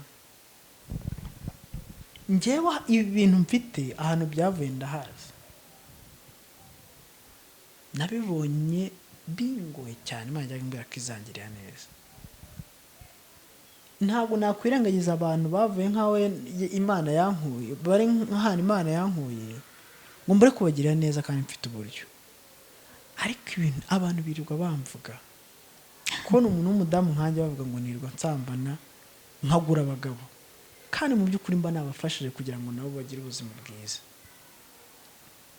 Yamabimbwira ashaka kumbwira uburyo kubana n'abantu mu idini cyangwa se mu matorero tubamo, nanone ntago tugiye mu ijuru. So ambwira ati njye ntabwo nigeze mbihagarika, ndakomeje kubikora. Ariko hari aho bigera umuntu agabona icyerekezo kimeze gutyo, bikaba byatuma uva mu murimo cyangwa mu muhamagaro wawe wari urimo bitewe n'icyo kigeragezo. Ese abantu bageze kuri urwo rwego rumeze gutyo rwo guhimbirwa ibintu kuko hari ikintu ukora, urabwirije, ukunda kubwiza bimaze, ariko ukumva amagambo y'abantu benshi bati akunda kwibonekeza, ugize gutya bati gutya, ibintu bikamamara. Ubwo mvuze utuntu duto, ariko ubyumve cyane nk'ibigeragezo biba binini cyane ku rwego umuntu ashobora kuguhimbira ngo ngiye Plaisir tuvuge ndi umugabo, Claudine uri umugore wanjye, kugeza ku rwego ushobora kubyara umwana we Claudine tukamwita izina runaka, ariko inkuru ikazamamara bavuga ngo Claudine ntabwo yigeze abyara na Plaisir, yabyaranye na runaka. Ari ikintu gihimbwe kandi kikaba kikanafata. Uzabaho mu buzima bumeze gute ubanye n'icyo gikomere mu idini byahimbiwemo bikanaberamo kandi ukakinesha? Reka mubwire, mu rwandiko rwa Yohana rwa mbere harimo ijambo rivuga ngo icyaha nibwo bugome. Iyi si nta hantu na hamwe tuzayicikira cyane, irimo kandi ibintu byinshi bitandukanye. Niyo mpamvu rero navuze ku kintu kijyanye no kubaho ufite intego, ariko kandi ukitegura ko hari n'ibintu bizabangamira ya ntego ufite. Plaisir, iri dini twarijemo, ariko turisangamo abantu uretse natwe twebwe ubwacu. Yesu yari afite intumwa 12, abamukurikiye bari benshi, ariko yari afite intumwa 12. Ariko wibaze ko mu bantu basangiye, mu bantu bararanye, mu bantu birirwanye, mu bantu bega bagiye bakorerana ibitangaza, Yuda yari arimo. Ariko Yesu yaranabizi, uzi ko yageze aho aranavuga ngo umuntu turi buhurize ikiganza ku mbehe uwo ni uri bungambanire. Ariko ntiyigeze amusezerera, ahubwo akomeza kuguma ku ntego ye, ntiyacogora, ntiyananirwa. Rero muri ibi bihe, muri ibyo byose uri kumbwira, urwo rugamba dukwiye kururwana, tukarurwanisha intwaro yo kugirira Imana icyizere no kwiyizera twebwe ubwacu, ikindi kandi no kudateshuka ku ntego dufite. Ndakubwira iri jambo mu magambo bavuze uyu mugore, yigeze nibura ati ibiro 5 kubera ko ayo magambo yamwisutseho. Ashobora kuba atarabitaye, ariko hari abantu bahura nabyo no kurya bikabananira. Nta kindi rero, niko ibitekerezo byabo bibaganiriza. Hari ikintu buriya abantu, Imana ize kudufasha, hari ikintu buriya tugomba kumenya. Tugomba kumenya ko Satani ashaka ko tubaho mu buzima butishimye. Satani ashaka ko tubaho mu buzima bumeze nk'aho bumuramya cyangwa bumuhimbaza. Iki kintu iyo kije ku muntu ntabwo kiba kije ngo anezerwe, kiba kije ngo ababare. Kandi iyo ubabaye, igitego cya Satani kiba kinjiye. Noneho wa muntu nawe akishima ko yakoze ikintu kitabashwa, kandi avuze gusa, atigeze akora. Nta cyuma yazanye, nta muhoro yazanye, nta yindi ntwaro yazanye, nta n'imbunda yazanye. Yakoresheje akanwa, arangije aravuga gusa. Muri kwa kuvuga hari ibintu wumva, noneho ubundi wowe iyo ushaka kunesha uhita uvuga uti nta kimenyi, iki ni ikibombe gishaka ko jyewe mbabara, nirirwa nababaye. Ugahita ukora ikintu kimwe, ukavuga uti uyu munsi ntago ndi bubabare. Ukabwira umutima wawe, mutima wanjye nezero. Hari ibyo ndimo kukubwira bijyanye n'ibyo njyewe njya nibwira. Hari ibintu nanjye bwanjye nanyuzemo, ngera ubwo ndamamara, bavuga today riramamara. Ariko mu buzima bwanjye sinigeze ndyama mu nzu, sinigeze mvuga ngo mfashe Thierry, warabizi, nabizi cyane kukurusha. Ariko ntabwo narekeye aho kubwiriza, ntabwo nigeze ndyama mu nzu, kubera ko Imana itanga imbaraga yo ntaho yagiye, ahubwo nyine twebwe tugomba kuyemerera ikaduha imbaraga. Hari ibintu bitantera gutuma mbura ibintu byanjye naruhiye, kuko ushobora, uretse no kuba abandi bantu baturutse hanze bamuvuga, n'uwo wagiriye neza nyirizina we ashobora kukuvuga ari we wagiriye neza, akanabikubwira, akakwereka n'ibihamya n'ibimenyetso, mbega ibintu byose abifitiye gihamya. Ikintu rero umuntu akora ni iki? Ni uguhita avumbura umugambi wa Satani ku buzima bwe, ni ukugira ngo abure ibyo yaruhiye byose, ni ukugira ngo atakaze ibyo amaze iminsi asohora, inyungu yaragiye kubona azibure. Niba Imana yaraguhamagariye kuyikorera mu buryo ubu n'ubu, niba uwo mubyeyi Imana yaramuhamagaye kugira ngo afashe abantu bameze nk'aho yarari icyo gihe, byange bikunde wasanga hari ijwi yumvise rimubwira ngo ngukuye aha kugira ngo nawe uzafashe abari bahari.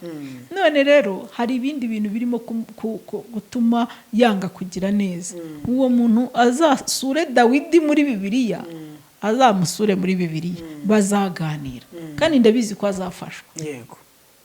Azamubwira ukuntu yakijije Sawuli amaboko y'Umufilisitiya, nibyo Dawidi azamubwira. Ubwo bazahurira muri Bibiliya, muri Samweli, igitabo cya mbere cya Samweli, azahere mu gice cya 16. Azamubwira ukuntu yafashije Sawuli kwica Goliyati, ndetse akanamugenera ibihembo, akamuhemba. Ariko nyuma y'umunsi umwe cyangwa ibiri aramuhinduka, kandi yahaye igihugu cye amahoro. Ntiyamuhinduka rimwe ngo arekeraho, ntiyatsindwa rimwe ngo arekeraho. Buriya niba umugome cyangwa umwanzi cyangwa umunyedini cyangwa ibindi bintu batarekeraho gushaka kugera ku ntego y'icyo yiyemeje, kuki umuntu we barimo guhiga ahagarara kugera ku ntego z'icyo yiyemeje, akavuga ngo ngewe ngo ngushijwe na pasiteri umeze gutya, ngushijwe n'abaririmbyi twasenganaga, biba bivuye ku ntego ya wa wundi. Aca hamwe akakubura, agaca ahandi akakubura, ariko ntacogore, kuko nawe afite intego yo kugira ngo babare. yego Wowe kuki udaca ahandi ngo wishime? Kuki umuntu atiga amayeri yo kuvuga ngo ubwo amburiya hari igihe ejo azagaruka agaca ahandi? Njyewe nanjye ngomba guharanira kugera ku ntego, kugera ku ntsinzi y'ibyishimo byanjye. Ibyishimo by'umuntu bibitswe nawe ku giti cye, nta wundi muntu ukubikiye ibyishimo perezida. Numutegereza, nutegereza ko hari uwundi muntu ukubikiye agakiza, nutegereza ko hari uwundi muntu ukubikiye ibyishimo, ntawe uzabona mu isi. Hari abantu bazabidufashamo tukishima, ariko nubwo bashobora, sinzi uwabivuze, niyo baguhana idongo ntagira gute, hari igihe rwose umuntu ashobora kugutegurira kwishima ngo unezerwe ngo ugire gute, ariko ukaba utanezerwa kuri uwo munsi kubera ko muri wowe nta byishimo wihaye. Rero niba umuntu adacogora mu ntego ye yo kugira nabi, kuki twebwe twacogora mu ntego zo guharanira intsinzi yacu? ese ku mugani no kubera iki? uvuze amagambo meza kandi akomeye, nibwira yuko udukurikiye ari kubyumva cyane. Ubu ndavuga uri muri ibi bihe, ariko hari ikintu bita kwambara icyasha, atari wowe ukiyambitse ahubwo ucyambitswe n'abandi, gusigwa icyasha, ukabaho ku gisebo runaka. Twigeze tukumva, ntabwo ari ubwa mbere byumvisha umuntu ahagarikwa mu idini nkatwe muri ADPR, umuntu pasiteri agatangaza avuga ati runaka guhera uyu munsi tubaye tumuheje, tumushyize inyuma y'itorero kuko byagaragaye yuko yakoze icyaha iki n'iki. Itorero ryose rikamenya ko runaka yakoze icyaha, nyamara imbere y'Imana atarigeze agikora, atarigeze bimugaragaraho. Icyo ni icyasha gifite imbaraga cyane, kuko byanashimangiwe n'umuntu twita ko ari umukozi w'Imana. Dufite ingero nyinshi zigiye zitandukanye, ibintu bikaba konfirme. Icyo bita kuba konfirme, ukagira ibyago, umwana w'umukobwa akaza akavuga ati wowe wanteye inda, mwajya kwa muganga bapima ibyo bapima.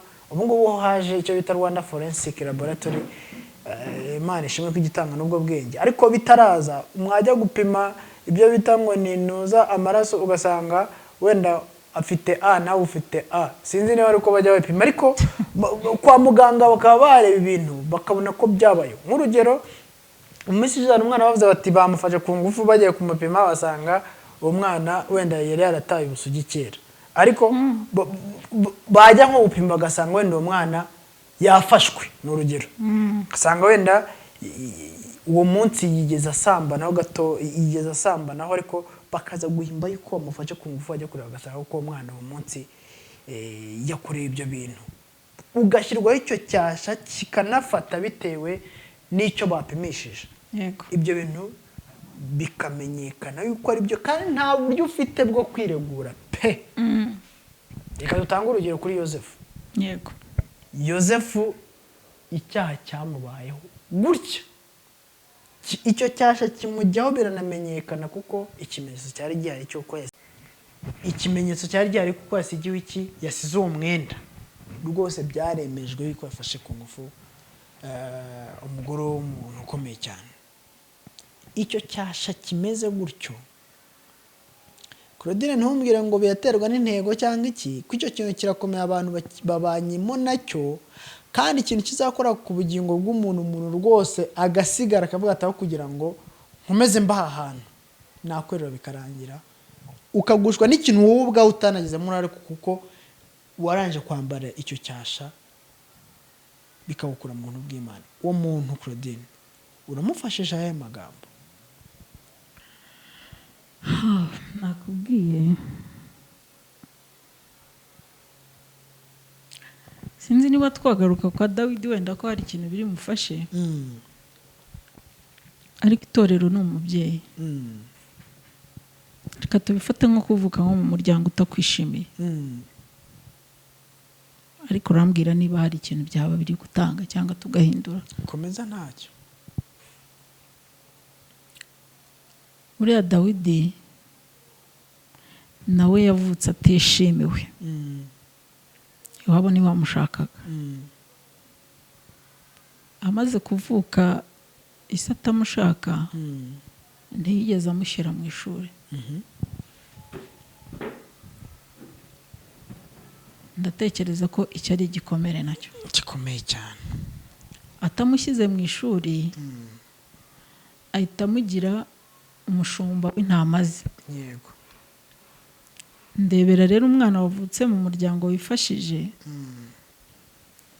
aramutse ahindutse umushumba w'intama z'iwabo,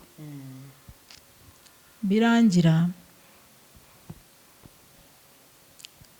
Dawidi agiye kuba mu ishyamba, abandi bana baba mu rugo.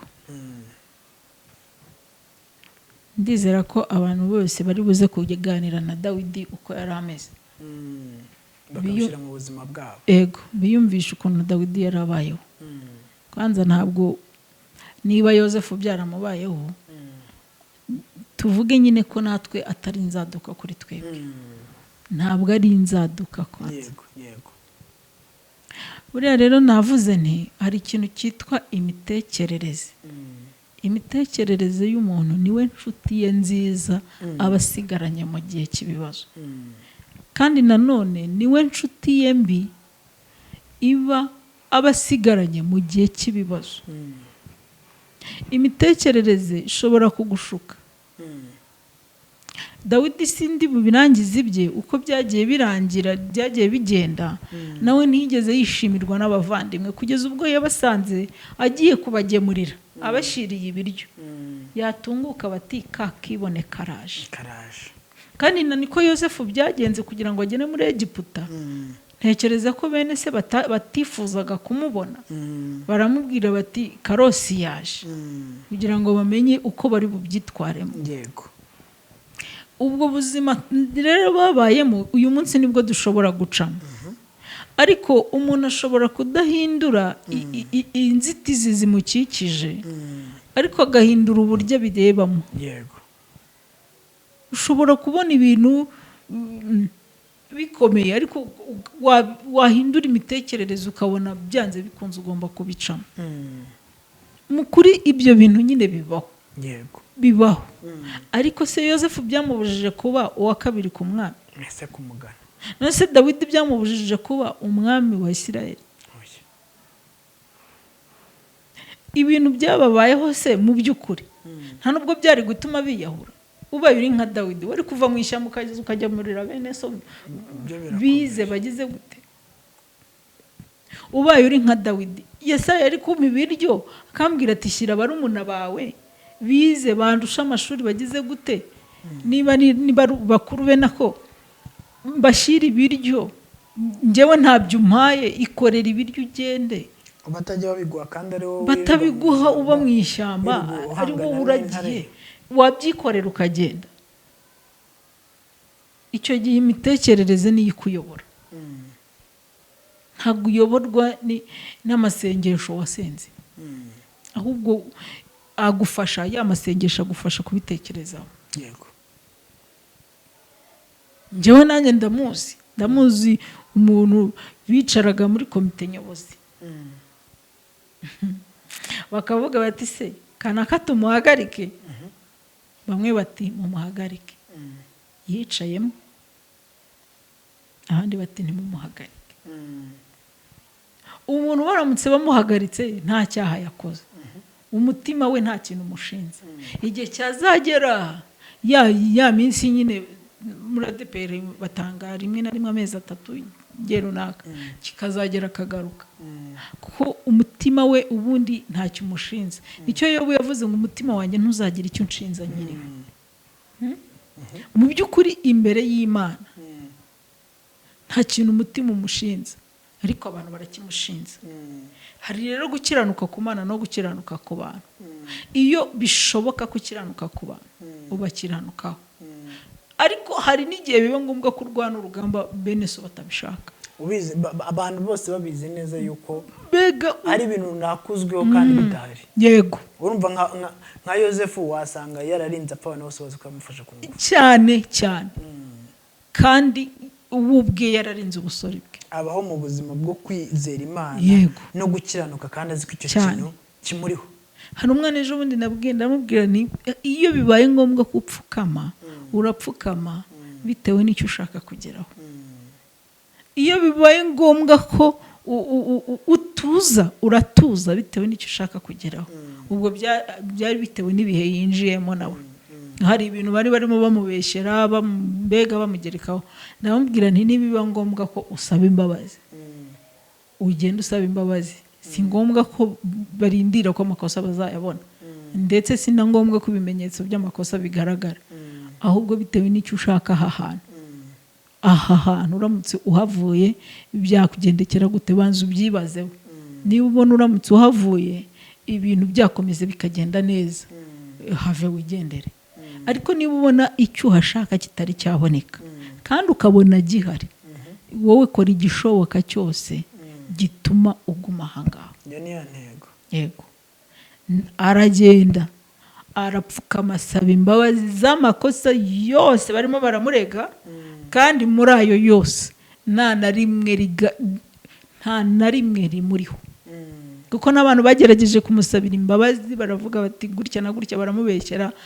Ndagaruka ndamubwira nti muri bariya bose nta muntu uzi uko wageze aha, kandi uramutse unanagiye nta n'uwagukurikirana ngo baze ngo ese ubayeho ute, umeze ute, ni abantu mwahuriye ahangaha.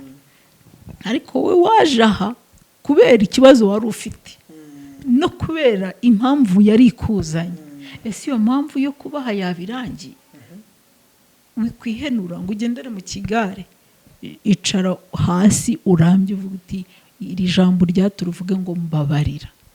Niba bikure kuvuga uti mbabarira. Aho ngaho Yesu aba nka wa mugabo na twahoze tuvuga wemeye agasaba imbabazi. Yes. Nyamara ntabwo afite yo kujya agiye ku ntego y'icyo yabaye iki ko yazisabye, yabaye iki iyo atayisaba bari kumutenga ubukwe niho bwari kuba bukibaye. Ariko ubukwe bwarabaye kandi yasabye imbabazi zitariho amakosa ye. Hari kuntu rero abantu bakuzi, hari nuko wowe wigize. Icyo uha agaciro n'ukuntu Imana ikuzi n'ukuntu nawe wiyize, kuko abantu bo batuzi bakurikije uko batureba, bakurikije n'imitima bafite. Hari umuntu kumenya rwose akagukubitira ikinyoma aho ngaho bitewe n'umutima afite. Wasanga Satani yaramusuye akamuteza ishyari, wasanga Satani yaramusuye akamuteza kukuvugaho amagambo bitewe n'uko ashaka ko uba akabarore kaguharabika. Ariko wowe gendera ku kuntu wiyizi, noneho ubwira ibitekerezo byawe ngo mutuze, kuko ibintu ni amahoro. Ibintu ni amahoro, nubwo bamvuga, nubwo bamparabitse, itorero rishobora kuba ririmo rirandeba nabi, ariko umutima wawe utegeke gutuza. Ubwire ngo tuza, ibintu ni amahoro. Urakoze cyane. Turimo tugana ku musozo rero, wavuze ijambo rikomeye cyane ryerekeranye n'ibitekerezo byawe. Niwe mugenzi wawe ukomeye usigaranye. Reka tureke no kuvuga ibitekerezo, tuvuge n'umutima wawe, kuko bikora ku marangamutima. Amarangamutima nabyo ijambo ry'Imana rikunda gukoresha. Ijambo ry'Imana rikunda gukoresha umutima. Rinda umutima wawe jya gutya. Ariko uburyo umutima wawe biri bivuga ni ibitekerezo cyane cyane umuntu agira, cyangwa se serve imitekerereze ye. Hanyuma ijambo ry'Imana rivuga ngo ibyo kamere ishaka bitandukanye n'ibyo umwuka w'Imana ashaka. Ibyo umwuka ashaka bitandukanye n'ibyo kamere ishaka. Imitekerereze y'umuntu akenshi navuga ngo muri rusange nta muntu utagira imitekerereze, haba ukijijwe n'udakijijwe. Twaba turi ku bantu bakijijwe.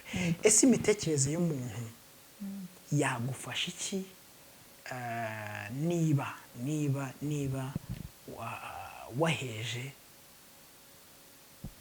waheje umufasha cyangwa se umwuka w'Imana? Reka tugane muri icyo kintu. Ese wakomeje kuvuga imitekerereze gusa, cyangwa harimo n'ubundi bufasha buturuka hera, ha visiyoni mu mwuka wera w'Imana muri iyo mitekerereze. kubera ko twari turi kuvuga ku mukristo. hanyuma rero ubundi hari imbaraga tudahabwa n'amashuri, hari imbaraga tudahabwa n'amafaranga, hari imbaraga tudahabwa n'imiryango, ariko umuntu wese ufite intumbero nziza Imana iramushyigikira. Yego. rero ku mitekerereze no ku mwuka wera, umwuka wera aza gufasha umuntu wamwakiriye. buri muntu wese ni umukandida wo kubona umwuka wera, ni umukandida wo kwakira cyangwa kubatizwa mu mwuka wera. hanyuma rero umwuka wera agufasha mu myanzuro yavuye mu mitekerereze yawe, mu myanzuro myiza yavuye mu mitekerereze yawe. kuko ahantu umwuka wera atari, abantu bo bahita bigira ibyigenge. niko Bibiliya ivuga. Bibiliya iravuga ngo aho umwuka utari, abantu bigira ibyigenge. niho usanga nyine bigenga mu kumva bafite ubushobozi bwo kwiyobora, bakiyobora mu kwiyahura, abandi bakabona kunywa inzoga nicyo gisubizo. aho ngaho nuko nta mwuka wera wahageze. abandi bakabona kunywa itabi, ibiyobyabwenge bikaza, nicyo gisubizo. abandi bakabona kuba wenda urubyiruko cyangwa abagabo bakabona kuhita binjira mu ngeso z'ubusambanyi, nibyo byabaruhura mu mutwe. aho nta mwuka wera uhari. ariko ubwo tayari baba babaye ibyigenge. ariko ikintu cyakuruhura mu mutwe ni kimwe, ni ugutekereza neza, umwuka wera agashyigikira imitekerereze yawe.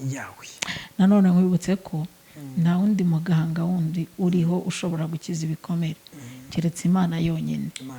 Imana niyo itadusanisha n'ibikomere, niyo itadusanisha n'ubuzima. kuko njyewe Plaisir ushobora kuza kunganiriza ibikomere byawe, nkakugira inama nkurikije ibikomere byanjye, nkakugira inama nkurikije ibyo nasomye, nkakugira inama nkurikije ibyo nabwiwe, ibyo numvise n'ibindi n'ibindi. ariko Imana yo yonyine ibasha gukemura ibyo byose, itagize ikintu na kimwe yifashisha. niyo yiteguye kudutega amatwi itarimo kurira. kuko ushobora kumbwira emosiyo zikaza nkarira, nkanababara wenda. kandi ikindiza ni ikihe? nuko nibuka nanjye ibyo nanyuzemo, nuko nibuka ibyabaye, bigatuma mbabara nkarira, nkagira emosiyo bitewe n'ibyo umbwiye. rero Imana niyo yonyine ibasha gukiza ibikomere. nanone kandi umuntu ni inshuti ye cyane. njyewe ndi inshuti yanjye cyane, kuko njyewe marana nanjye 100% by'igihe ndiho. ariko wowe ubu turi kumwe nonaha, mu kanya ngiye kugenda ngusige. nta kiganiro cyawe tube turimo kuvugana, nta jwi ryawe mba ndimo kumva. ni nk'uko rero ibyo wamvuze bishobora gusigarana nawe, nanjye nkagumana nanjye, ukagumana nawe wenyine. ndi inshuti yanjye rero, cyangwa ndi umwanzi wanjye. njyewe ni niyanga ndafata bya bindi wambwiye cyangwa wamvuzeho, hanyuma mbikoreshe ibyo ntakwiriye gukora. urabizi hari abantu bagiye mu biyobyabwenge bakurikije ibikomere by'ubuzima bagiye babamo cyangwa bisangamo. ariko ntago ari cyo.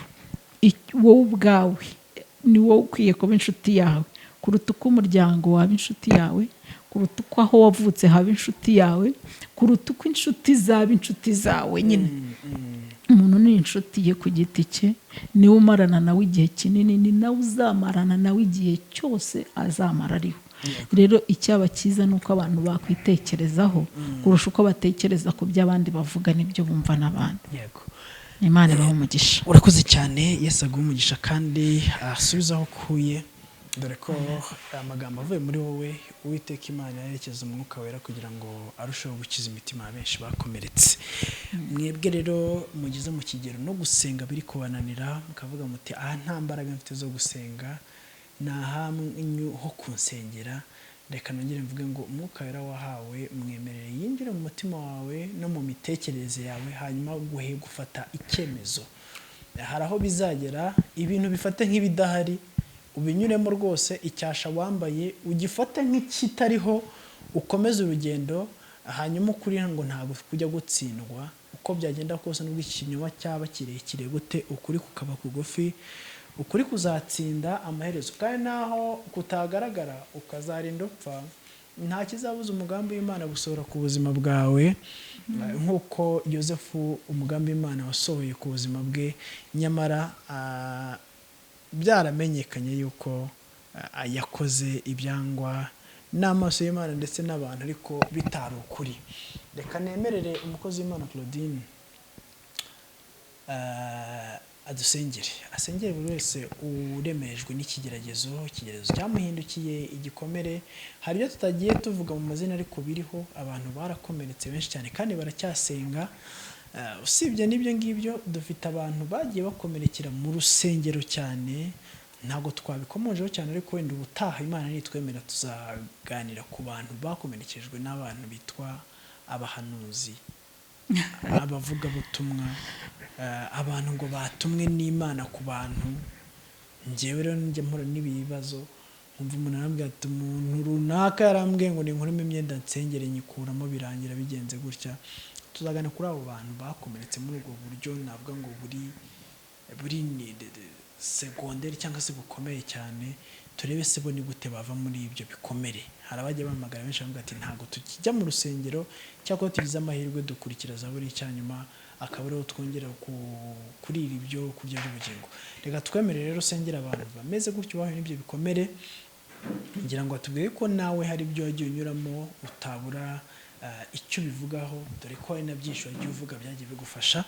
Usengera abantu b'Imana, ariko kandi hari n'abantu batapfa gukira ibikomere badahuye n'abantu babaganiza. Batubwiye ngo umuntu ashobora kukuganiza ariko ntibigire icyo bitanga, ariko nanone umuntu ashobora kukwereka cyangwa se akagufasha kukwereka aho imitekerereze yawe ihishe ishobora gukura muri icyo kigeragezo. Umwanya ni wawe rero, usengera ubwoko bw'Imana, ariko kandi mu gihe ufite amagambo nk'uko umwuka yaguhaye wayatambutsa, hanyuma ugasengera abantu b'Imana. Hanyuma rero murakoze cyane Prezi. Mbere y'uko dusenga, uvuze no ku bikomere byo mu rusengero n'iki, ariko reka tubanze dusome iri jambo ry'Imana hanyuma turisengeremo. Riri mu gitabo cy'amaganya ya Yeremiya igice cya 3 umurongo wa 25. Haravuga ngo Uwiteka abereye mwiza abamutegereje, ni ubugingo bw'umushaka. Ni byiza ko umuntu yiringira ategereje agakiza k'Uwiteka atuje. Imana ibahe umugisha rero. Ni byiza ko hari igihe kigera umuntu akaba yumva ni byiza ko yahura n'undi akaruhuka, nabyo ni byiza. Hanyuma ubaye wumva waruhuka ariko wahuye n'umuntu rwose ujya umushaka, biraruhura, nabyo birafasha. Hari n'igihe rwose umuntu agufasha kugera mu nzira z'imitekerereze myiza. Yeremiya rero mu maganya yaravuze ngo Uwiteka abereye mwiza abantu bose bamutegereza, kandi ni ubugingo bw'umushaka. Muri iki kiganiro tugize, ntabwo ari byiza kwihutira kwishora mu nzira zitari nziza. Rimwe kumva igisubizo kiri mu busambanyi, kiri mu kunywa inzoga, kiri mu gusubira inyuma. Oya, ahubwo igisubizo cyiza kiri ku Uwiteka, kuko abereye mwiza abantu bose bamutegereza. Abakomerekeye mu rusengero, namwe mwihangane mukomere, kuko Yeremiya arimo yandika ibi bitabo nawe yari yarashyizwe mu rusengero n'uwari umutambyi yitwaga Pashuri. Niwe wari waramushyize muri gereza, Pluto yamushyize muri gereza, arahamukingiranira, amaze no kumukubita inkoni nyinshi. Ibyo rero ni ibintu byinshi ni ibintu byinshi bishobora kugenda bigarukwaho cyangwa bigira ingaruka ku bantu, ugakomeretswa n'utari uzi ko yakagukomerekeje, cyangwa n'uwakakurushije ubushobozi mu myizerere, aho kugufata neza ahubwo akagushyira mu kaga. Bibaho, birashoboka, ariko ikintu cyiza ni ukongera kwegera Imana, kuko ijambo ry'Imana riravuga ngo ni byiza ko umuntu yiringira ategereje agakiza k'Uwiteka atuje. Byashoboka ko waba warahuye na byinshi, komera. Byashoboka ko waba warageragejwe ukageragezwa n'abataka kugerageje, ongera ukomere. Byashoboka ko waba warakomerekeye mu muryango wavutsemo, washatsemo, birashoboka, ariko komera. Imana igufitiye igisubizo cya nyacyo kandi cyo guhumuriza umutima wawe. Ntabwo ariko bizahora ku bategereza Uwiteka. Humura, Imana izagushyigikira, uzabana nawe. Kandi nturekeraho, ntucogore gukorera Imana, kuko nubwo gutsinda bigoye ariko birashoboka. Nubwo uyu munsi ubona intsinzi yawe itagaragara ariko irahari. Wirekeraho kugerageza, witsindwa ngo umanike amaboko, witsindwa ngo uve mu bintu, witsindwa ngo ubirambirwe, ahubwo haranira kugera ku ntsinzi yawe, kuko uguhiga arashaka kugera ku ntsinzi ye, ariko nawe mwereke ko hari iyindi ntsinzi ushaka kugeraho. Reka dusenga Imana. Imana ya Aburahamu na Isaka na Isiraheli, Imana yo kwizerwa, Imana yo kubahwa, Imana ikiranuka muri byose, turagushimiye cyane kuko uri Imana nziza. Ni wowe wateguye ubu buryo bwo kuganira, ni wowe wateguye aha hantu ngo tujye tuhaganirira kandi ibyagirira umumaro abantu benshi batandukanye. Turasenze Imana rero yumva kandi Imana ishoboye, kugira ngo ihumurize imitima y'abantu benshi bagiye bakomereka, bamwe bagiye bafata umwanzuro wo kwiyahura, ariko abatari bagera muri icyo gika cyangwa bakigezemo batari biyahura, wongere ubagaruze umwuka w'ubugwaneza, ubereke ko gutsinda bigishoboka, ubereke ko kunezerwa bigishoboka, ubereke haleluya, ubereke ko kugera ku nsinzi bigikunda, ubereke ko hari ubundi buzima bwiza wabateguriye. Ntibigirire nabi, ntibiyahure, kuko mbizi neza ko Imana iracyahari kandi iracyari Imana. Imana itanga ibyishimo ibibahe, Imana itanga umunezero uremere abantu bihebye, abantu bafite ibikomere. Imana itanga amahoro iyabahe, Imana ica inzira ahantu zitari, ibereka uburyo bw'ubuzima, uburyo bwo kubaho, uburyo bw'imibereho. Imana y'amahoro inyemerere ibahe igisubizo cy'ibibazo bafite. Abafite ibibazo bakomeze, abafite ibikomere bakomeze, kandi ni wowe womora inguma z'imitima ikomeretse. Umuntu kwikomezaho azaba amahoro masa. Urakoze Mana, ndagushimiye. Herekeza iki kiganiro, kigira imbaraga ku bantu bose bari bubyumve, kandi imitima yabo ari bubyumve yongere isubizwemo imbaraga. Ndagushimiye cyane kuko wumvise gusenga. Komeza kubana n'umuntu wese uteze amatwi Zaburi Nshya, komeze guha umugisha Mwami abakozi ba Zaburi Nshya bose, ubaha umugisha, imbaraga zawe zibabeho, uburinzi bwawe bubabeho Mwami, urwanye ibibarwanya, uhiga ibibahiga, ubaneshereze, kandi ibi bintu ukomeze kubitera inkunga, ukomeze kubashyigikira mu buryo bwose. Mbigusabye nkwizeye mu izina rya Yesu, amen, amen.